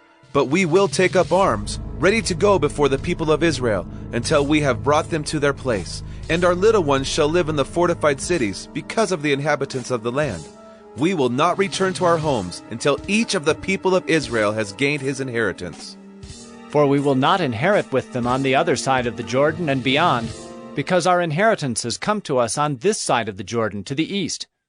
So Moses said to them, If you will do this, if you will take up arms to go before the Lord for the war, and every armed man of you will pass over the Jordan before the Lord until he has driven out his enemies from before him, and the land is subdued before the Lord, then after that you shall return and be free of obligation to the Lord and to Israel. And this land shall be your possession before the Lord. But if you will not do so, behold, you have sinned against the Lord, and be sure your sin will find you out. Build cities for your little ones, and folds for your sheep, and do what you have promised. And the people of Gad and the people of Reuben said to Moses, Your servants will do as my lord commands. Our little ones, our wives, our livestock, and all our cattle shall remain there in the cities of Gilead. But your servants will pass over, every man who is armed for war before the Lord to battle as my Lord orders.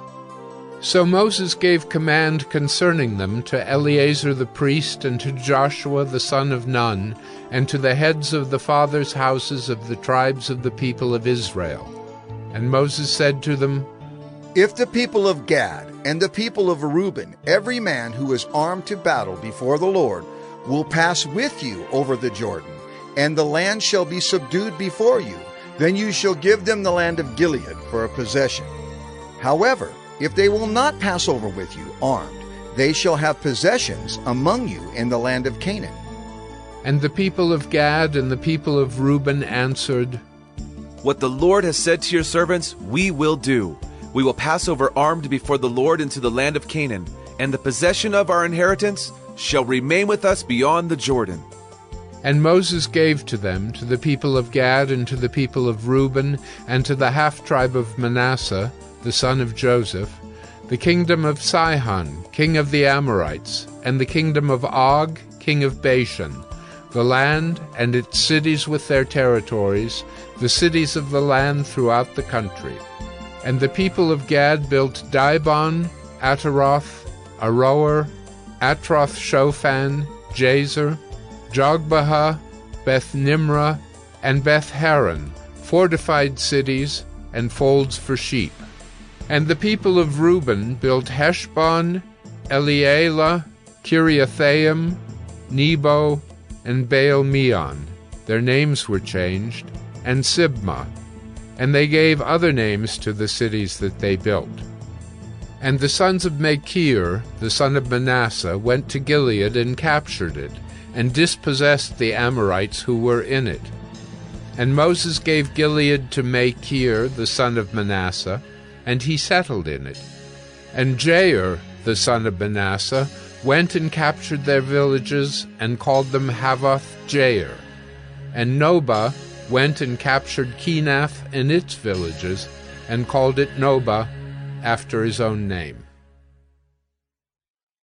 Numbers 33. These are the stages of the people of Israel when they went out of the land of Egypt by their companies under the leadership of Moses and Aaron.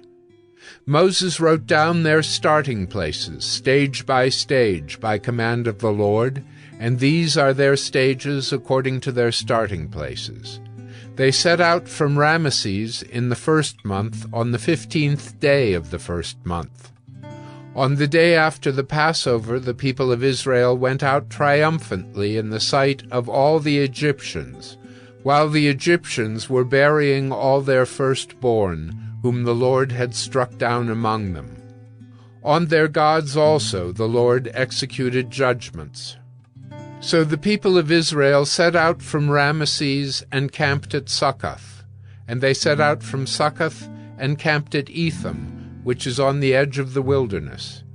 And they set out from Etham and turned back to Pi-hahiroth, which is east of Baal-Zephon, and they camped before Migdol. And they set out from before Hahiroth and passed through the midst of the sea into the wilderness. And they went a 3 days' journey in the wilderness of Etham and camped at Marah. And they set out from Marah and came to Elim. At Elim there were 12 springs of water and 70 palm trees, and they camped there. And they set out from Elim and camped by the Red Sea. And they set out from the Red Sea and camped in the wilderness of Sin. And they set out from the wilderness of Sin and camped at Dophkah. And they set out from Dophkah and camped at Elish. And they set out from Elish and camped at Rephidim, where there was no water for the people to drink. And they set out from Rephidim and camped in the wilderness of Sinai. And they set out from the wilderness of Sinai and camped at Kibroth-Hattaavah. And they set out from Kibroth-Hattaavah and camped at Hazeroth. And they set out from Hazeroth and camped at Rithmah. And they set out from Rithmah and camped at Rimmon Perez. And they set out from Rimmon Perez, and camped at Libnah. And they set out from Libnah, and camped at Rissa. And they set out from Rissa, and camped at Kehalatha. And they set out from Kehalatha, and camped at Mount Shepher. And they set out from Mount Shepher, and camped at Harada. And they set out from Harada, and camped at Machheloth. And they set out from Machheloth, and camped at Tahath. And they set out from Tahath, and camped at Terah. And they set out from Terah, and camped at Mithka. And they set out from Mithka, and camped at Hashmonah. And they set out from Hashmonah, and camped at Mosirath. And they set out from Mosirath, and camped at Beni-Jaakan. And they set out from Beni-Jaakan, and camped at Hor-Haggidgad. And they set out from Hor-Haggidgad, and camped at Jotbatha. And they set out from Jotbatha, and camped at Abrona. And they set out from Abrona, and camped at Ezion-Geber. And they set out from Ezion-Geber, and camped in the wilderness of Zin, that is, Kadesh. And they set out from Kadesh, and camped at Mount Hor, on the edge of the land of Edom. And Aaron the priest went up Mount Hor at the command of the Lord, and died there, in the 40th year after the people of Israel had come out of the land of Egypt, on the 1st day of the 5th month. And Aaron was 123 years old when he died on Mount Hor. And the Canaanite, the king of Arad, who lived in the Negeb in the land of Canaan, heard of the coming of the people of Israel. And they set out from Mount Hor, and camped at Zalmunna. And they set out from Zalmunna, and camped at Punon. And they set out from Punon, and camped at Oboth. And they set out from Oboth, and camped at Aya-Abarim, in the territory of Moab. And they set out from Ayim, and camped at Dibongad. And they set out from Dibongad, and camped at Almon-Diblathaim. And they set out from Almon-Diblathaim, and camped in the mountains of Abarim, before Nebo. And they set out from the mountains of Abarim, and camped in the plains of Moab by the Jordan at Jericho. They camped by the Jordan from Beth Jeshimoth as far as Abel-Shittim in the plains of Moab. And the Lord spoke to Moses in the plains of Moab by the Jordan at Jericho, saying, Speak to the people of Israel, and say to them, When you pass over the Jordan into the land of Canaan, then you shall drive out all the inhabitants of the land from before you, and destroy all their figured stones, and destroy all their metal images, and demolish all their high places. And you shall take possession of the land, and settle in it. For I have given the land to you to possess it. You shall inherit the land by lot, according to your clans. To a large tribe you shall give a large inheritance, and to a small tribe you shall give a small inheritance. Wherever the lot falls for anyone, that shall be his. According to the tribes of your fathers you shall inherit. But if you do not drive out the inhabitants of the land from before you, then those of them whom you let remain shall be as barbs in your eyes and thorns in your sides, and they shall trouble you in the land where you dwell, and I will do to you as I thought to do to them. Numbers 34. The Lord spoke to Moses, saying, Command the people of Israel, and say to them, When you enter the land of Canaan, this is the land that shall fall to you for an inheritance, the land of Canaan, as defined by its borders. Your south side shall be from the wilderness of Zin alongside Edom, and your southern border shall run from the end of the Salt Sea on the east. And your border shall turn south of the ascent of Akrabim, and cross to Zin, and its limit shall be south of Kadesh Barnea. Then it shall go on to Hazer Adar, and pass along to Asmon. And the border shall turn from Asmon to the brook of Egypt, and its limit shall be at the sea. For the western border you shall have the great sea and its coast. This shall be your western border. This shall be your northern border. From the great sea you shall draw a line to Mount Hor. From Mount Hor you shall draw a line to Lebo-Hamath, and the limit of the border shall be at Zedad. Then the border shall extend to Ziphron, and its limit shall be at Hazer-Enan. This shall be your northern border. You shall draw a line for your eastern border from Hazer-Enan to Shepham, and the border shall go down from Shepham to Riblah on the east side of Ain, and the border shall go down and reach to the shoulder of the Sea of Kinnereth on the east. And the border shall go down to the Jordan, and its limit shall be at the Salt Sea. This shall be your land as defined by its borders all around. Moses commanded the people of Israel, saying, This is the land that you shall inherit by lot, which the Lord has commanded to give to the 9 tribes and to the half-tribe. For the tribe of the people of Reuben by fathers' houses, and the tribe of the people of Gad by their fathers' houses, have received their inheritance, and also the half-tribe of Manasseh. The 2 tribes and the half-tribe have received their inheritance beyond the Jordan, east of Jericho, toward the sunrise.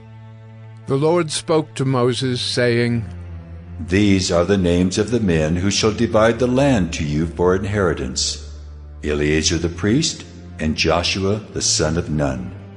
You shall take 1 chief from every tribe to divide the land for inheritance. These are the names of the men. Of the tribe of Judah, Caleb the son of Jephunneh. Of the tribe of the people of Simeon, Shemuel the son of Ammihud. Of the tribe of Benjamin, Elidad the son of Kislon. Of the tribe of the people of Dan, a chief, Buckai the son of Joglai.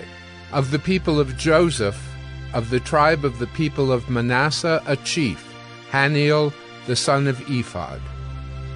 And of the tribe of the people of Ephraim, a chief, Kemuel the son of Shiftan. Of the tribe of the people of Zebulun, a chief, Elizaphan the son of Parnak. Of the tribe of the people of Issachar, a chief, Paltiel the son of Azan. And of the tribe of the people of Asher, a chief, Ahihud the son of Shalomai. Of the tribe of the people of Naphtali, a chief, Pedahel the son of Ammihud.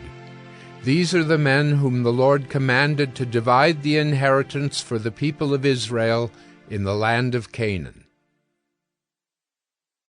Numbers 35. The Lord spoke to Moses in the plains of Moab by the Jordan at Jericho, saying, Command the people of Israel to give to the Levites some of the inheritance of their possession as cities for them to dwell in. And you shall give to the Levites pasture lands around the cities. The cities shall be theirs to dwell in, and their pasture lands shall be for their cattle, and for their livestock, and for all their beasts. The pasture lands of the cities, which you shall give to the Levites, shall reach from the wall of the city outward 1,000 cubits all around. And you shall measure outside the city on the east side 2,000 cubits, and on the south side 2,000 cubits, and on the west side 2,000 cubits, and on the north side 2,000 cubits, the city being in the middle. This shall belong to them as pasture land for their cities. The cities that you give to the Levites shall be the 6 cities of refuge, where you shall permit the manslayer to flee. And in addition to them, you shall give 42 cities. All the cities that you give to the Levites shall be 48 with their pasture lands. And as for the cities that you shall give from the possession of the people of Israel, from the larger tribes you shall take many, and from the smaller tribes you shall take few. Each in proportion to the inheritance that it inherits shall give of its cities to the Levites. And the Lord spoke to Moses, saying, Speak to the people of Israel and say to them, When you cross the Jordan into the land of Canaan, then you shall select cities to be cities of refuge for you, that the manslayer, who kills any person without intent, may flee there. The cities shall be for you a refuge from the avenger, that the manslayer may not die until he stands before the congregation for judgment. And the cities that you give shall be your 6 cities of refuge. You shall give 3 cities beyond the Jordan, and 3 cities in the land of Canaan, to be cities of refuge. These 6 cities shall be for refuge for the people of Israel, and for the stranger and for the sojourner among them, that anyone who kills any person without intent may flee there. But if he struck him down with an iron object so that he died, he is a murderer. The murderer shall be put to death. And if he struck him down with a stone tool that could cause death, and he died, he is a murderer. The murderer shall be put to death. Or if he struck him down with a wooden tool that could cause death, and he died, he is a murderer. The murderer shall be put to death. The avenger of blood shall himself put the murderer to death. When he meets him, he shall put him to death. And if he pushed him out of hatred, or hurled something at him, lying in wait, so that he died, or in enmity struck him down with his hand so that he died, then he who struck the blow shall be put to death. He is a murderer. The avenger of blood shall put the murderer to death when he meets him. But if he pushed him suddenly without enmity, or hurled anything on him without lying in wait, or used a stone that could cause death, and without seeing him dropped it on him, so that he died, though he was not his enemy and did not seek his harm, then the congregation shall judge between the manslayer and the avenger of blood, in accordance with these rules. And the congregation shall rescue the manslayer from the hand of the avenger of blood, and the congregation shall restore him to his city of refuge, to which he had fled, and he shall live in it until the death of the high priest, who was anointed with the holy oil. But if the manslayer shall at any time go beyond the boundaries of his city of refuge, to which he fled, and the avenger of blood finds him outside the boundaries of his city of refuge, and the avenger of blood kills the manslayer, he shall not be guilty of blood, for he must remain in his city of refuge until the death of the high priest. But after the death of the high priest, the manslayer may return to the land of his possession. And these things shall be for a statute and rule for you throughout your generations in all your dwelling places. If anyone kills a person, the murderer shall be put to death on the evidence of witnesses. But no person shall be put to death on the testimony of one witness. Moreover, you shall accept no ransom for the life of a murderer, who is guilty of death, but he shall be put to death. And you shall accept no ransom for him who has fled to his city of refuge, that he may return to dwell in the land before the death of the high priest. You shall not pollute the land in which you live, for blood pollutes the land, and no atonement can be made for the land for the blood that is shed in it, except by the blood of the one who shed it. You shall not defile the land in which you live, in the midst of which I dwell, for I, the Lord, dwell in the midst of the people of Israel. Numbers 36. The heads of the fathers' houses of the clan of the people of Gilead, the son of Machir, son of Manasseh, from the clans of the people of Joseph, came near and spoke before Moses and before the chiefs, the heads of the fathers' houses of the people of Israel. They said, The Lord commanded my Lord to give the land for inheritance by lot to the people of Israel. And my Lord was commanded by the Lord to give the inheritance of Zelophehad, our brother, to his daughters. But if they are married to any of the sons of the other tribes of the people of Israel, then their inheritance will be taken from the inheritance of our fathers and added to the inheritance of the tribe into which they marry.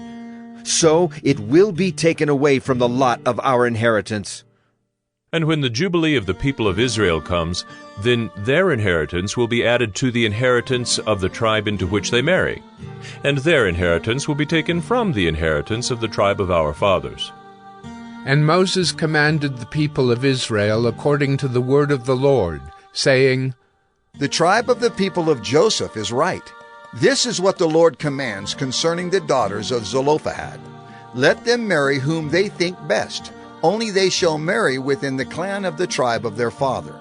The inheritance of the people of Israel shall not be transferred from one tribe to another. For every one of the people of Israel shall hold on to the inheritance of the tribe of his fathers. And every daughter who possesses an inheritance in any tribe of the people of Israel shall be wife to one of the clan of the tribe of her father, so that every one of the people of Israel may possess the inheritance of his fathers. So no inheritance shall be transferred from one tribe to another, for each of the tribes of the people of Israel shall hold on to its own inheritance. The daughters of Zelophehad did as the Lord commanded Moses. For Mahlah, Tirzah, Hoglah, Milcah, and Noah, the daughters of Zelophehad, were married to sons of their father's brothers. They were married into the clans of the people of Manasseh, the son of Joseph, and their inheritance remained in the tribe of their father's clan.